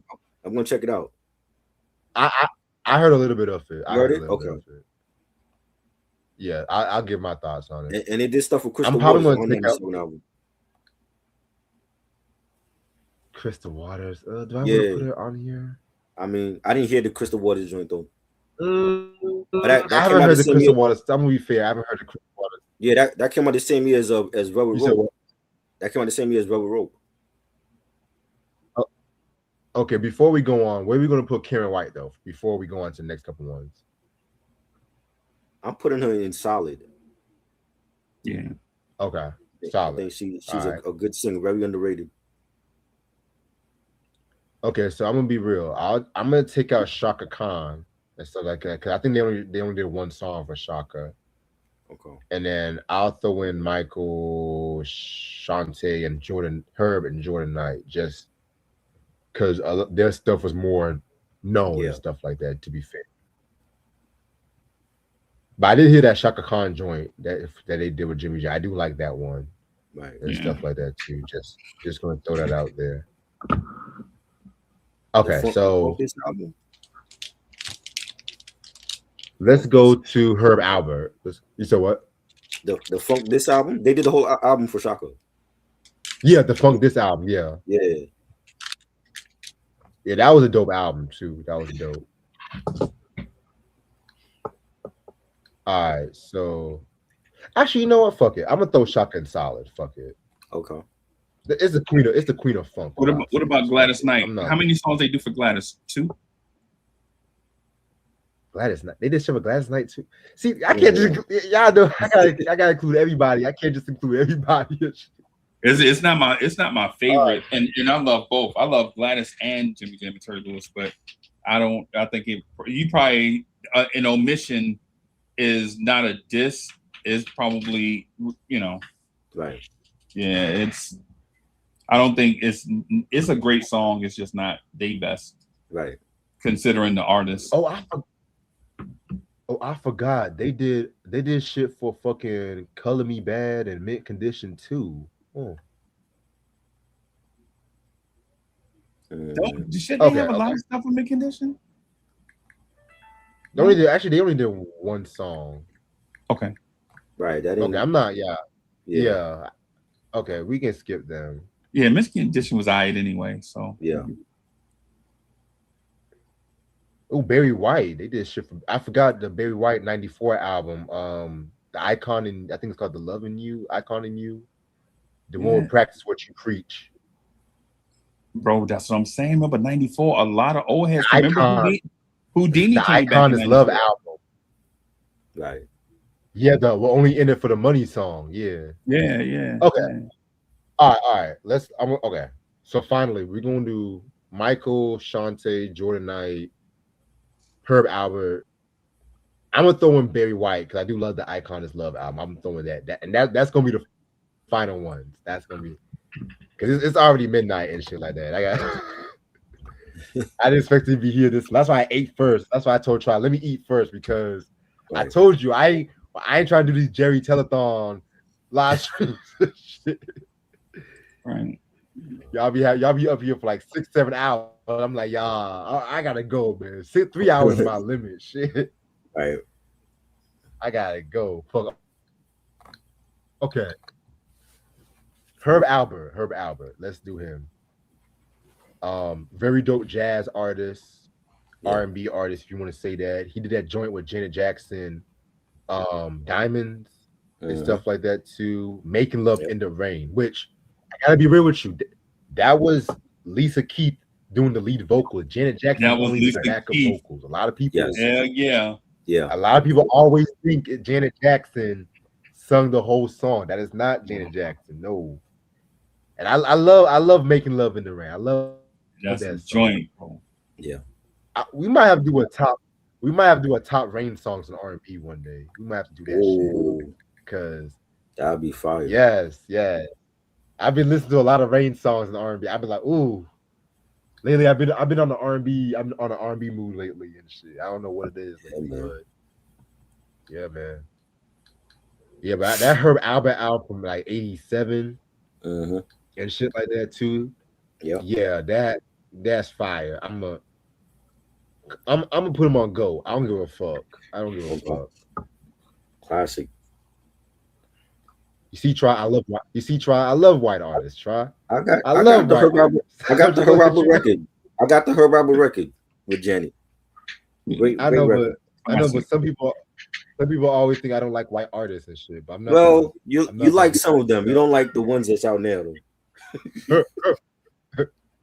You know what I mean? Yeah, I'm not trying to bring their names up here, but they think I don't like white artists because I don't like Justin Timberlake and shit. You don't like a lot of them. Sam Smith, but you don't like. Take no, your pick. I like Sam Smith. Hold up, you like Sam Smith? I like Sam Smith.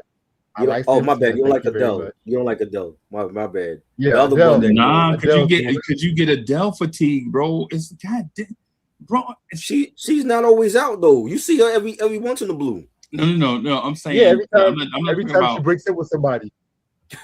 Yeah, and then the album is what I'm talking about. The fatigue. See, it's not like a cameo album where it run the gamut of all types of music. Right. Cameo gonna have your slow joints, your club joints, your borderline rock joints, your mid-tempo joints, your R&B joints. See, it's not like a Cameo album, which is a band I think with Thrash New Edition. But it's like with the Adele album, they're not even in the same genre.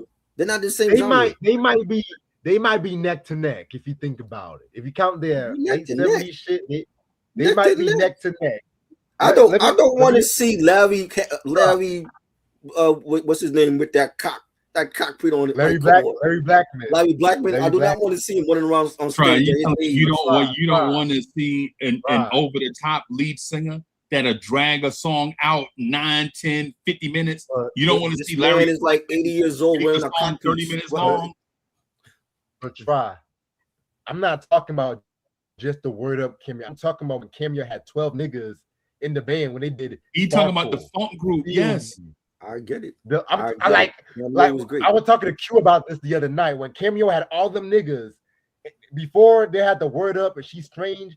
When they were a legit funk group like Shake Your Pants. Oh my nigga, right, nigga. That's why I said they'll be neck to neck. If you want to go there, if you want to go, that's what I'm trying to tell. It's not the same. It's not the same music. I don't give a fuck. It's still music. Like you put a funk band, put Cameo against the Gap Band or something. Nah. Ooh, yes. Nah. I don't know. You don't like the Gap Band? Cameo gets cool in the game. I don't like the fun. I don't like the Gap Band. I don't like the early Gap Band. What? I like the Gap. shit. Wait, what do you mean by early?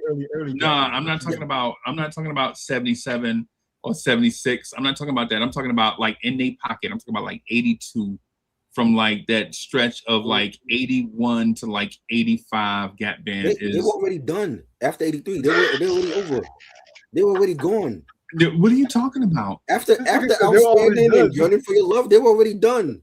They were just doing shit just to do it. Hold on. Gap Band 4 was the best albums. Oh yeah.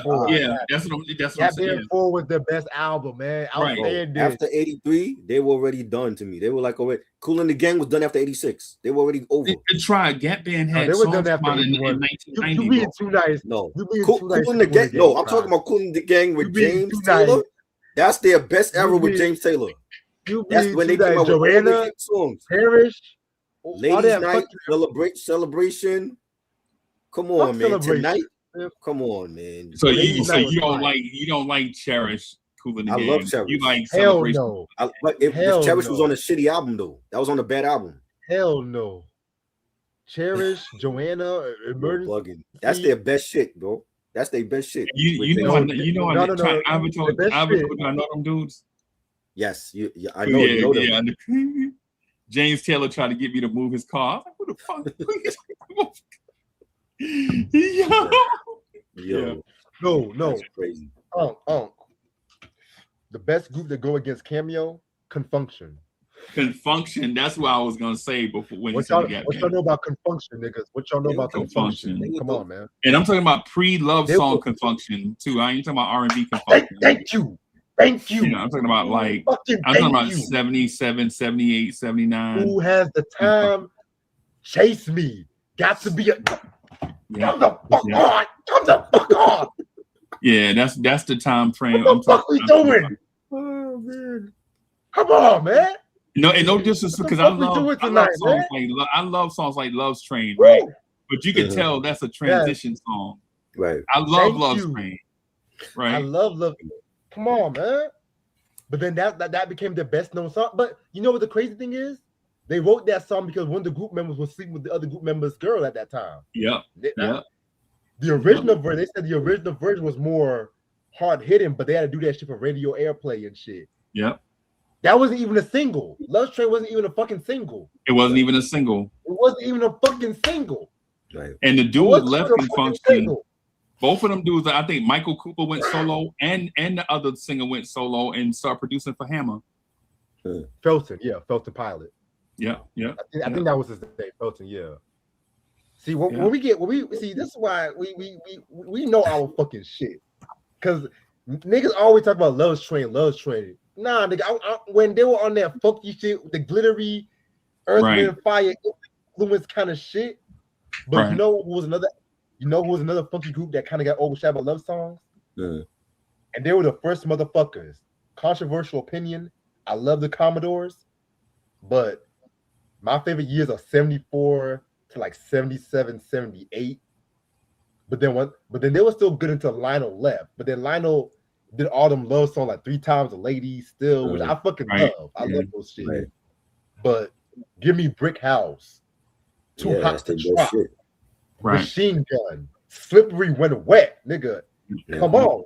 After Lionel left, they came out with Night Shift. You know, and then Motown dropped them after that Night Shift, like right. Yeah.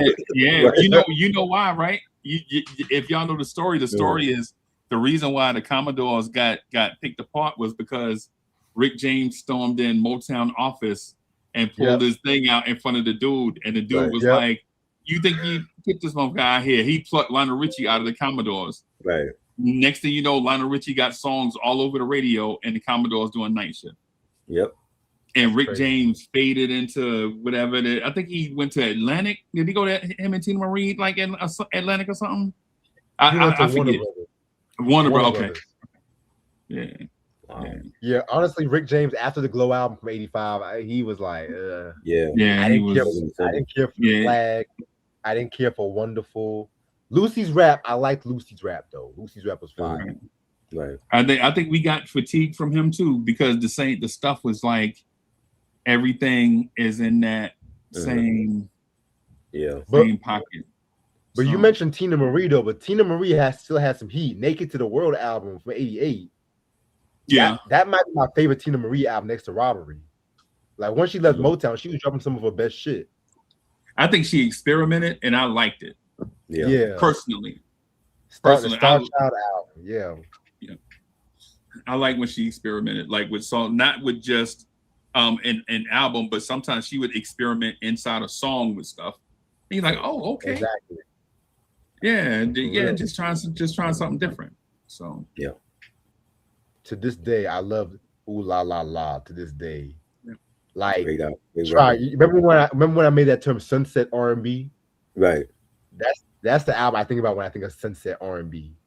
Right. Listen to Ooh La La, Work It, Once in the Future Dream, that duet with Rick James and shit. Oh my God. Yeah. All right, let's go on, cause we already 2 hours in and shit. All right, so Michael Jackson. I mean, Michael's automatically going to go to GOAT. Let's just be real. Right. Yeah. For the history album. Is that the bed album cover? They did That's the Bad album cover though. Well, I just got a picture. I just typed the picture of Michael Jackson. I just got okay. a random picture of Michael Jackson. Okay. Yeah, so it don't even have Bad in it. It's just a picture of my MJ. Right. But they did Scream, of course, classic. Great collab. They did Tabloid Junkie. That was cool. Mm-hmm. They did Too Bad, the song they did with Shaq. Yeah. History, they did that one. That was like that song. Okay. But Boyz II Men was on the background vocals for that. Yeah. Honestly, yeah, go. Fuck it. It's Mike. Yes. He got to be on it. It's It's the GOAT. It's gotta It's the GOAT. be. All right. Shantae motherfucking Moore. Let's go. Shantae Moore. First of all, shout out to Ashley for sending me almost all of her albums and shit. Like, Yeah, you got like the whole collection. You got the whole collection. Shout out to Ashley and shit. Yo, you better get that autographed by Shantae or something. Hey, shout out to Candlelight and You for one. Ooh, Classic. yes, Candlelight. Keith Washington, nigga. Yeah, my- man. Let me tell you, that's that adult contemporary R&B. That's not, you don't fuck to that song. You make love to that song. You make love to that fucking song. You don't fuck to that song. That shit. All right. So Shantae Moore, we're gonna go to the 1999's This Moment Is Mine album. To me, maybe her best album, in my opinion. That's one they did. Shantae's Got a Man, which she wrote that about Dwayne from Different World. Big True hit. story. Big hit. Yeah. You said what? That was a big hit when that came out. For real. And yeah, she did write that about Kadeem Hardison because Kadeem was having these Right. girls on lock at that time. It was them flip of gag glasses and shit. Yeah. All right, we're gonna go to Easy and shit. I started crying, loving the woman. Speaking of Robin Thicke also did some songwriting on this album as well too. Just letting y'all know that as well. Really? Yeah, he Wow. did. Yeah. So honestly, I think this is the only thing they done for Shantae Moore. So I'm gonna go to great because I love this fucking album. Yeah, Shantae Moore. She can't be anything less than great. Right. Yeah, that's one of them R&B singers. I will fight you if you diss her in front of me. That's one of them R&B singers and shit. Like, I will legitly fight you. Yeah. I will legitly fight you. Shit, like dead ass. And whoever disagreed deserved to be bit. For real. Like if you say Adele is better, I will legitly fight you. I didn't like, say Adele was better. I said I like Adele. No, I said if you say like Adele is better, I will legitly fight you. Oh, like, man. I will legitly fight you. Like, Yeah. all right. Jordan Knight. We're gonna go to New Kids on the Block, Jordan Knight. Now, niggas still surprised. See, another white singer I fucking like. 'Cause, Wow. you know, a lot of people say You like Jordan Knight. Yeah. Okay. A lot of motherfuckers say I don't like white singers and shit. Wow. I don't wanna say no names. I'm but he knows surprised, who yo. he is. And your best New Kids on the Block album is the 93 album. You prefer that over Hanging Tough. Yeah, Yes, I crazy. love that. I love that. The NKO I gotta TV hear that. album. What do they call that shit? Wow. They That didn't shit was even fire. they didn't even have the desire to like call themselves by their name. They had to abbreviate the damn title. NKOTB. They were What just is like, that? we gonna That shit sound abbreviate. like some shit like Yo. at a betting track or something. You ever notice how a lot of boy bands, when they try to go mature, they always abbreviate their name like immature. They went by immature to IMX. Right. Where the fuck Yeah. where the fuck the X came from? Ain't no X in immature. Get the fuck out of here. Yeah. New Edition, NE, Heartbreak. Yeah. But New Jackson- Edition was alright though. New Edition yeah, was yeah. alright. I don't Oh yeah, call the them Jackson 5. They lost Yeah. the 5. They went to the Jacksons. right, the Jacksons. And they came up with a worse shit with Victim. Motown was like, nah, we own the Jackson 5. Y'all going by the Jacksons and shit. Right. Yeah.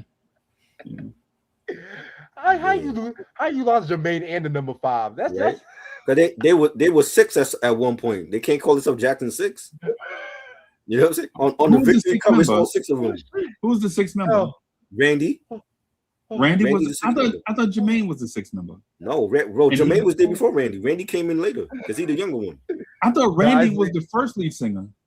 No, Randy. Jermaine was there before Randy. Randy was a drummer. He was the little drummer boy. Yeah. Okay.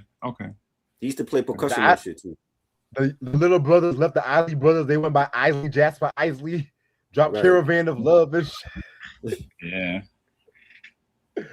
What else? Hey, but keeping it a stack though, he saved the Isley brothers, bro. He Chris saved Jasper Chris. did If say it that. wasn't for Chris Jasper, he saved the That's Isley. that's big coming from you because I know you can't stand the Ozzy brothers. Exactly. Me? Yes, you don't I like the don't- Ozzy brothers. From No, what you told us. When I just okay, so I be trying to say it in a way that makes sense, and it come out wrong coming out of my mouth.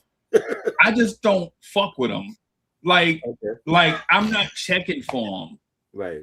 Right? Wow. Like legit, if I wanted to hear the same note over and over for 8 minutes, bro, I just do it myself. Wow. Like that's just what I just think. The Isley brothers legitimately is black yacht rock Wow. to me. That's what it is. That is not yacht rock. Bro, was it's not doing yacht that. rock, bro. No, it is not. That was not yacht rock what they were doing. Bro, okay. All right. I ask people this all the time. Name a famous Isley brothers chord progression. I mean, Ron Isley had his own way of singing. And you know who bit Ron Isley a lot? R. Kelly. R. Kelly really his ad libbing. R. Kelly really bit his style of singing. The Isley brothers is just they are the Sherelle of boy groups. Oh my God, what? That is bad. I would, and now that you're a producer, I would love to hear you make a beat for or a ballad for Ron Isley. Now that I try to produce, I really don't fuck with the Isleys, bro. Wow. So you're not gonna sample any stuff? What kind of song don't have a bridge? You don't have no bridge. Yeah, well, that's what's missing from R&B now. That's why it's so trash. The Isley brothers did it, bro. Nah, man. Like you ain't even got a bridge. If Ron Isley, you ain't even got a part where you shut the fuck up and let another person sing. You ain't even got. Who else is gonna sing in the group besides him? Oh shit! What happened? Yo, Jazzo even came to that concert. Try. Oh, Jazzo was there. Oh man, he bought everybody except for Dame. Jazzo even Dame didn't show up. Everybody else showed up except for Dame. That's bad. Wow. Oh That's bad. yo, Dame gonna be. This is just night one. Tomorrow. This is just night one. On Saturday, I think he's gonna bring out Eminem. I think Eminem shows up tomorrow. Watch by tomorrow. Dame is gonna do an interview on a dialogue. Watch. Yep. On a dialogue and shit. Watch. Yep. They're gonna ask him If why not you didn't tomorrow- get invited. If not tomorrow, then Sunday. You gonna be like, why? You gonna be like, I don't understand this shit. Hey, try. I think the Barge is better than the Isley brothers, bro. Oh man, here you go. That group, Okay, the now Barge. you going. Now you The going. Barge too was far. limited. They had like a good 3-4 album run. If it Their wasn't for best shit was drugs, with L to me. To me, L was like their best shit. The Isley brothers, bro. Can you name an Isley brothers album that you rock with, or can you name songs? I love the No, I'm not putting you on the spot. I'm just saying it rhetorical. yeah, Because like I think their reputation is bigger than what their production is. facts. they have hit records though. They did a verses. Did you see the verses against Earth and Fire? That was classic. They've been together for 60 years. Yeah, Of course they and got it's music, down bro. to 2 members. At some point, it might be just one member that we saying is Ozzy Brothers. I feel you, but they've been out 7. So in about 2 years, because I think they came out in 57. Mhm. So about 2 years, they'll be out 70 years, bro. Right. What other group from their era is still relevant right now? It's not too many. Nobody, That they the only ones. right? That's making Yeah. Still making music. You know what I'm saying? All of the other groups that Four Tops, Temptations, Man, Stylistics, they all gone. I'll just say this so I can get it over with, bro. The Ozzy's is trash. Okay, I'll let's just say go this on to get it to, over with, bro. Oh man, let's go on to the next I one. love it. So Jordan Knight, like I said, a white singer I fucking love and shit. Wow. Give It to You, I fucking love that song. That I think that was like the first single from the album. They also ironically they did a cover of Prince's. He did a cover of Prince's I Can Never Take the Place of Your Man from Sign of the Times album and shit. Which I'm gonna be real, I love Sign of the Time, but that's always been my least favorite song on that album. That's always been my least favorite song. Believe it or not. I've always loved the album though, but Close My Eyes, that was another dope joint and shit. You know what I'm saying? For the stuff that they've done, you know what I'm saying? I feel like it was pretty solid, you know. Okay, I gotta hear it now. I had no idea they did his first album. You see, that's one thing about me, Try. I just don't limit myself. Yeah, to well, black that's singers. good. I don't for a limit minute, I myself. thought you just said it all white artists that did R&B. I was like, what is this? Yes. I don't limit. Everybody Because, you know, can't be people. John B. You know, Not everybody can be Michael McDonald. Right. Shit. Everybody can't be Tara Kemp. right? Tara Kemp, Who? exactly. Who? Tara Kemp. Who? She Who the fuck is Harold Kemp? she had one hit called Just Wanna Hold You Tight. Hold You Tight. It's like New Jack Swing. That shit was a bang. Everybody Yeah, can't be yeah. Lisa Fisher. Right. You know what I'm saying? Oh, Lisa Fisher. Oh, Everybody Yeah, can't be around the Lisa world, yeah, Stansfield. Yeah. No. Yeah. Dartmouth said favorite Miles Davis album. I That's love actually the hip hop album that Easy Mo B did. Dubop. Yeah, Dubop. I gotta get that one. I'm gonna be real. It might be Bitches Brew, my favorite Miles Davis. I'm not a Miles Davis fan. Get but, the fuck out of here. What? But Are you surprised? He said he didn't like Ozzy Brothers. yeah, I'm not a Miles Davis fan. Now, listen, but Oh. I'm not saying that I dislike him. I'm just saying that I just never dived into his stuff. Pause. Right. That's what I'm saying. Right.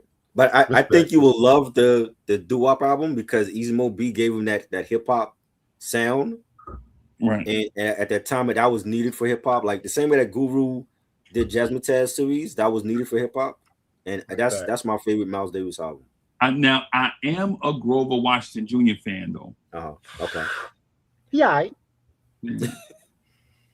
See how you All right, I ain't say nothing.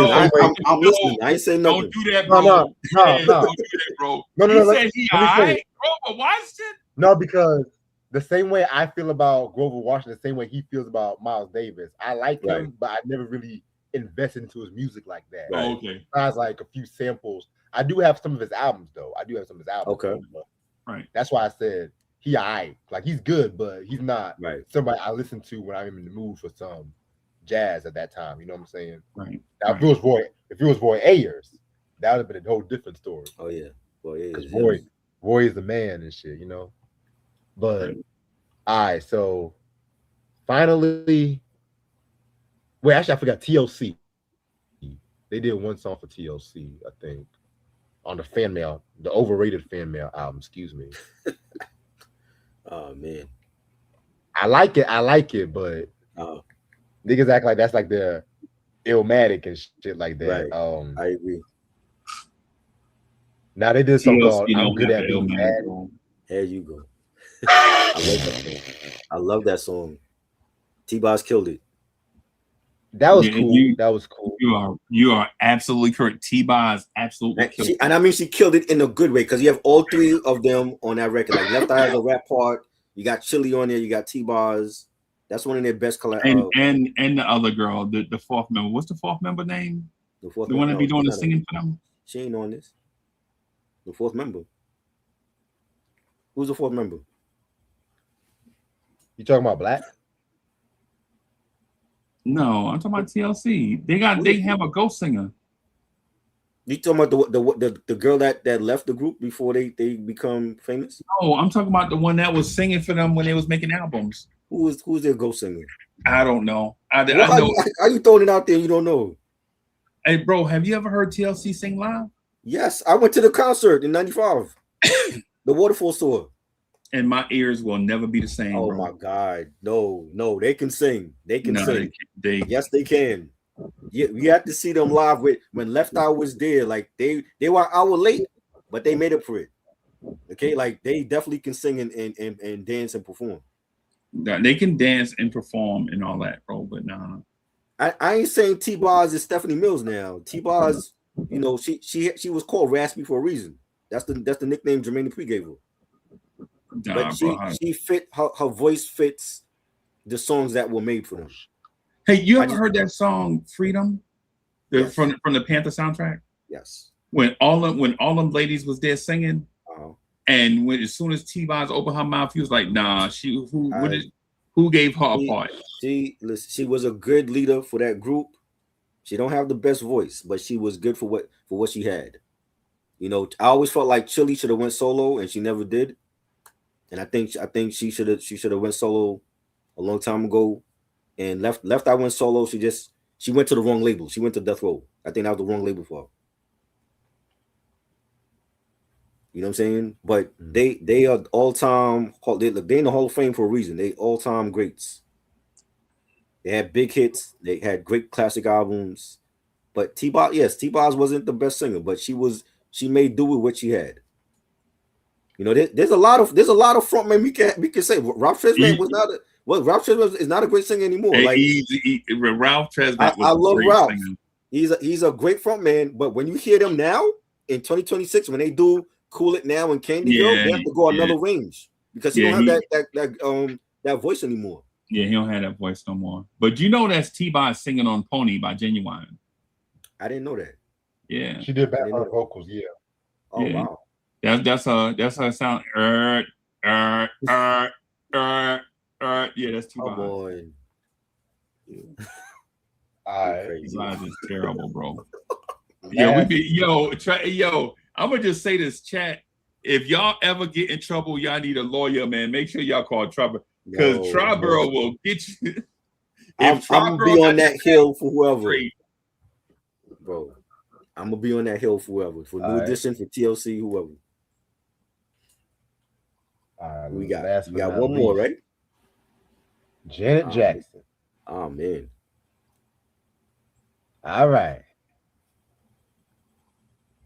The creme de la creme. So I know she's automatically gonna be in go. It's Janet. Yes. It's Janet and everything like that too. Definitely. And I know toward the latter part of the discography and stuff like the 20YO and stuff like that, which they didn't really do a lot of shit for doing 20YO. That was mostly Jermaine Dupri, but she got like Jermaine Dupri doing some shit. Like you had like but before we get into that, let's talk about the greatness, like the Control album. Yes. 86, classic R&B album. Then Rhythm Nation, 89. They took production to a whole nother level with that record and stuff like that too. They took production to a whole nother level. Then the Janet album, you found Janet and Jimmy Jam and Taylor Lewis. And I want to give a quick shout out to Jelly Bean Johnson too, who was another crucial element to the sound and everything like that too. They gave it like a more sexier, free-spirited sound and everything like that too. I do love that record.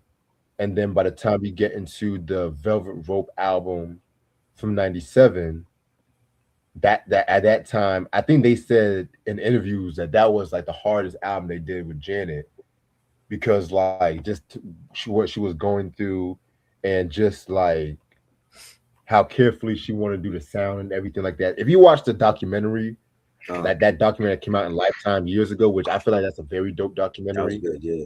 They definitely go in depth. And that's one thing I loved about that documentary. They go by album by album by album. Yeah. And stuff like that. Because sometimes with these documentaries, they sometimes want to pick the signature songs and then just to be whitewashing shit and everything like that too. You know what I'm saying? So that's one thing I do fucking love about that documentary and everything. And then the All For You album from 2001. Again, another very iconic album and stuff like that too. A lot of samples you know on that. A lot to of me, sampling like, on that album though. Yeah. Yeah. And it's funny too, because Walk Wilder also did production on that album too. That's interesting. And then we got the Demeter Joe, which this is where I'm not gonna say the cracks, but this is when she started trying to experiment a little bit. Like Jimmy Jam and Terry Lewis, they still had a strong hold on a good amount of songs, but then that's when you started having people like Kanye, and this is when Kanye was still good, though. You know, Yeah. Dallas Yeah. Austin, Babyface, Scott Storch, and shit like that too. Oh God. But yeah, this album was good though. I like this album, but what I mean by cracks, I don't mean like cracks as in oh, it's a bad album, a step down from all for you, because I feel like this is just as good as All for You in a way. Hell In a no. way. What? Yeah. Demeanor my Joe, come God. on. Demeanor Are you Joe. kidding me? Demeanor Joe was Are very, you very kidding? dope. The album. minute she started using like Kanye and JD, and that's when her music went down. I think All for You is her best album. When was that? Kanye gave us 2000? the That's her heat. best album in 2000s. That's her best album. Kanye gave us Troy, the heat, man. I think What you mean? her A&R and the presentation of these albums is what kind of ruined it. I think there was kind of like for all the prime Janet albums, Right. it was like this is Janet, and then the later Janet albums is like, yo, look at what Janet is trying. Right. Janet is trying new stuff. Like the Control album, to me, is like my first real experience with a real concept album. Right. Where like you remember how albums used to have like a concept, but it would have like a like say funk bands used to have a concept. Like they'll say they'll put fire on the cover, and then like they'll have like concept like burning up and set the roof on. And but by the time you get to the fourth song, down the house. Yeah, but then by the fourth song though, it's something else. Right. Janet, like the Control album, like every song, you know what I'm saying, was about Janet taking charge. Right. You know what I'm saying? Yeah. Like the Rhythm Nation thing, you knew it was a dance album. They named it Rhythm Nation. You knew it was gonna be a dance album. Right. Right. Except for I think they broke it up with I think Come Back to Me is on there, whatever, and maybe a couple of joints. Yeah. Those albums you talking about, the Velvet Rope and all that, is like I remember what was the BET show? Was it wasn't 106 in Park yet, was it? It was 106 in Park, right? Yeah. Like they would be talking about like, yo, Janet got some hip hop influences, and yo, Janet, man, you know, blah blah blah. She got such and such produce. And it's like, yo, okay. So it's more about the people that she working with or this thing than it is about Janet. And I think Janet fans actually love the fact that Janet albums usually be about Janet. If that makes sense. Kind of like in a long-winded way, I'm saying is I think she might have got away from what her core fans liked. Right. And I think she may have been forced to do that though, because the music landscape was changing. Right. Like when some of these albums come out, I think the Lauryn Hill album is already out. You got people on the scene like Monica and Brandy and like new types of R&B singers that are doing stuff that's different. And Janet has to not compete with them, but compete for listeners, right? Which is different for Janet Jackson. But when you've been in the game 20 years, this is what's going to happen to you. You got to do stuff to stay relevant. Like some of those, like I'm not gonna lie, I buy Janet albums. I buy the physical copy and I buy them off of Apple, right? But the thing is when I listen to, like, you know how you put your joint on shuffle. Yeah. Like some of them joints, the Janet joints come up from that era. I skip them, bro. Yeah. I'm not gonna lie to you. Like, I'm not saying that Janet is bad because I'm a Janet fan. It's just some of it, instead of being like the essence of Janet, they just feel like timepieces. See, the thing though, even when she was coming out with classic albums with Jimmy Jam and Terry Lewis, by the time we hit 93 and she come up with the Janet album, she became a sex symbol because she had a new look. Yeah. You know what I'm saying? She's showing a lot of skin, and that was like, it didn't stop. Like after Janet, Velvet Rope, it was like, you know, in the newspapers they had, oh, well, she's talking about being freaky and all this other stuff, and so she's seductive, and you know what I'm saying? And then All For You, she naked on the album cover, Yeah. right? And when you hear like the latter albums, the Discipline album, the Meter Joe, she has like a provocative song titles. She's like, she have like different interludes where she's like moaning on. She never did that before. So now it's not even about the music. It's about, oh well, Janet. How far is Janet gonna push the limits of being freaky on the album? She moaning. She talking about having sex and all that. I'm like, bro, like none of these albums are good after All For You. It was like I'm just listening to them. I'm like, yo, she moaning on the album now. So that's what we getting from Janet. She's down like, solo now. I'm waiting for the sex tape. I'm like, yo, Kardashian dropped the sex tape. When are we getting the Janet sex tape? Remember though, she was naked on the cover of Vibe too, though. Exactly, and that's all they talked about. Oh, Janet is naked. Yeah. So it's like it was no longer about the music. It's like, oh well, she's a sex symbol now. Like, how far is she gonna go? You know what I'm saying? But like to me, All For You was like her last great album. I'm like, when I hear Demeter Joe and Discipline and 20YO, I'm like, none of she had some big records on some of these albums, but the whole album itself, I think they're forgettable. What killed me was she did a joint with Drake, right? Nah, I don't remember no song with Drake. Did she, or was that Mary did a joint with Drake? One of them. That was Mary. That was on the Strong with Every Tear album. Okay. Yeah. Yeah, her and Mary went. I think Janet made a mistake letting Jermaine Dupri produce her stuff because he was already like done to me at that point. I'm like, you dating this dude and he doing your music now? Yeah. You know, why not? Like, she could have used any other producer. She chose to use Jermaine. I don't know. I don't know what to tell you. You know. But even with all that, like her first, I would say her first 4 are her best shit with Jimmy Jam and Terry Lewis. After All For You, I stopped listening to her. Yo, yeah, I noticed you keep skipping her first 2 albums, bro. Yes, her first 2 was trash. I didn't like her first 2. Yeah, her first 2 albums was trash. No, Control, Janet, Velvet Rope, Rhythm Nation, and I said 4, her 5. The 5 with Jimmy Jam and Terry Lewis, the first 5 to me were like her best shit. After All For You, it's like, if you want to hear sexy Janet moaning on the song, then you're gonna listen to Discipline and Demeter Joe and 20YO. Yeah. But I do like some songs off of like, cause like on 20YO, she had the song with Nelly, Call On Me. That was a big hit when that came out. Yeah. Nelly the GOAT, bro. Oh boy, here we go. I said just one song, you already call him the GOAT. All right. Well, let's go down to two next. I think we finished everybody and shit.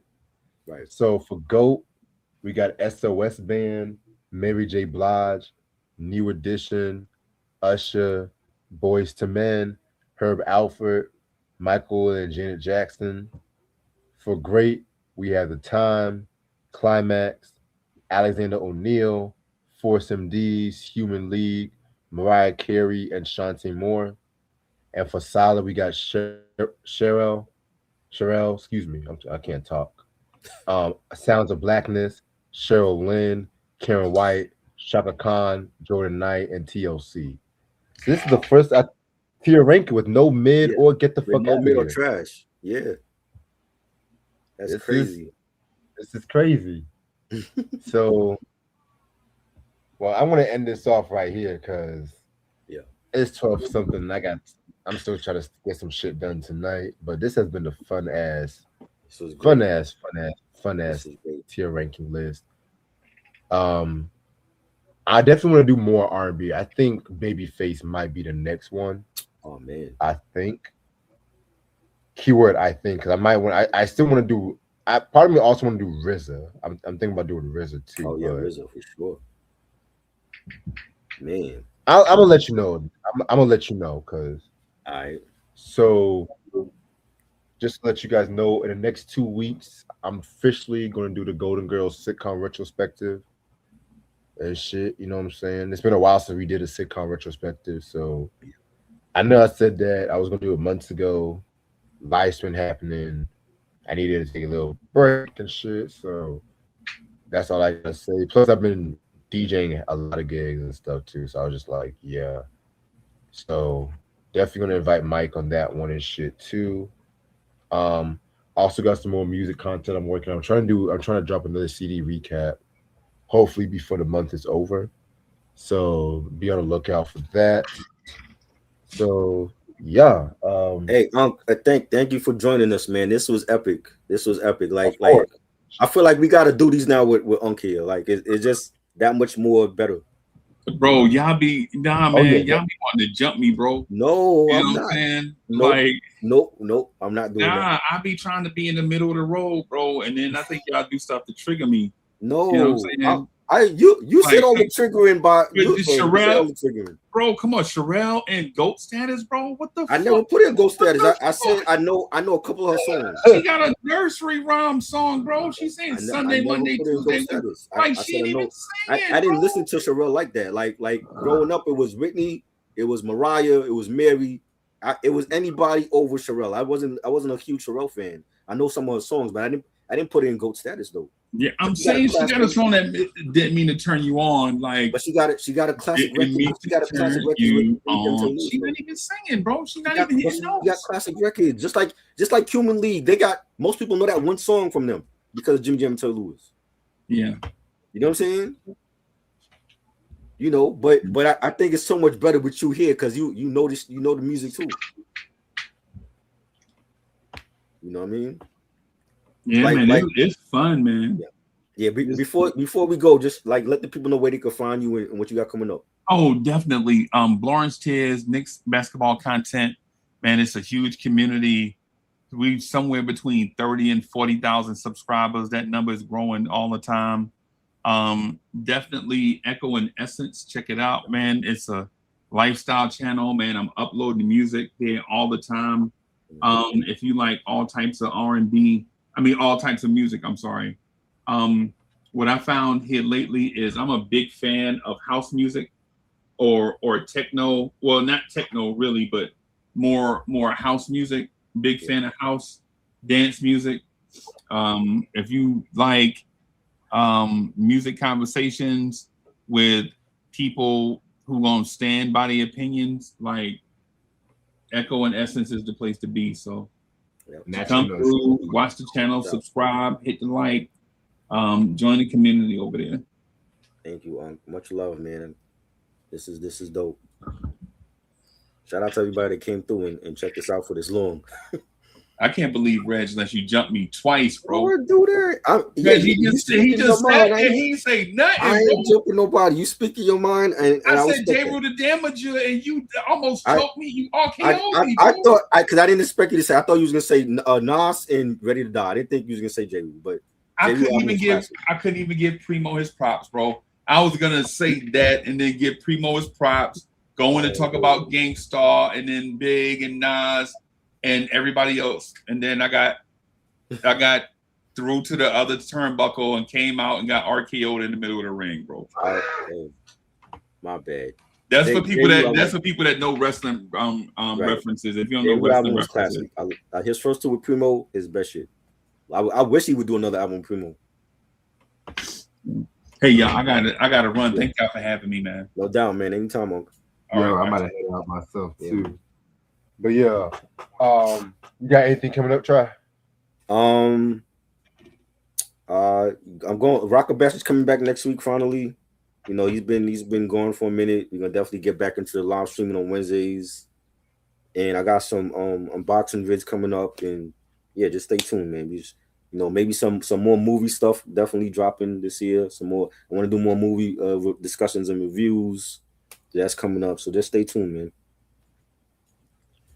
Yeah, speaking of unboxing, I also do have some shit I got coming up Thursday. This is gonna be the last of the collection video that I went a couple weeks ago. Before, just to let y'all know, the next collection video might be early to mid-November.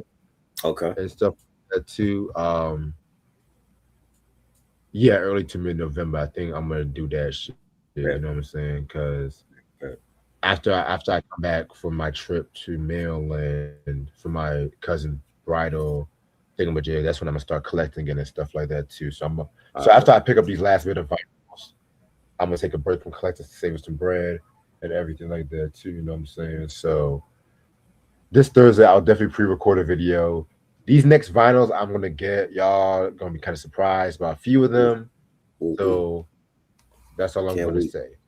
Yeah, Can't wait. and also I do got some vinyls from my sister too that I never showed y'all. So definitely this Thursday. That one might be a pre-recorded video. I'm not too sure yet because I know Alright. next week I got to get ready for my gig next week too. So I'm gonna definitely do a lot of pre-recorded stuff if I do drop shit. Just let y'all know. Nice. But if you do go live Wednesday, try more than Yeah. likely I may stop by. Yeah.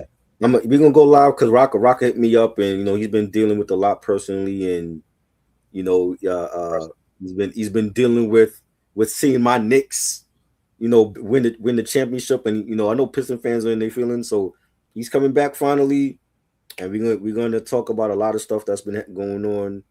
So that'll be Wednesday, and Dartmouth said, Lynn Whitfield's character Audra survives in the end. But you gotta watch the movie. I don't want to give the movie away to nobody. But Strung was a good movie. That's why we did the review on that. Definitely. All right. So shout out to everybody and stuff like that too. And thank y'all so much. In case you guys came in a little bit late, we were just doing the producer tier ranking on Jimmy Jam and Terry Lewis and whatnot. You know what I'm saying? Definitely influences when it comes to production and whatnot. Just for how versatile that their sound is and everything. So again, thank you, Try, for this and everything. So I will see y'all niggas later. No doubt. Peace.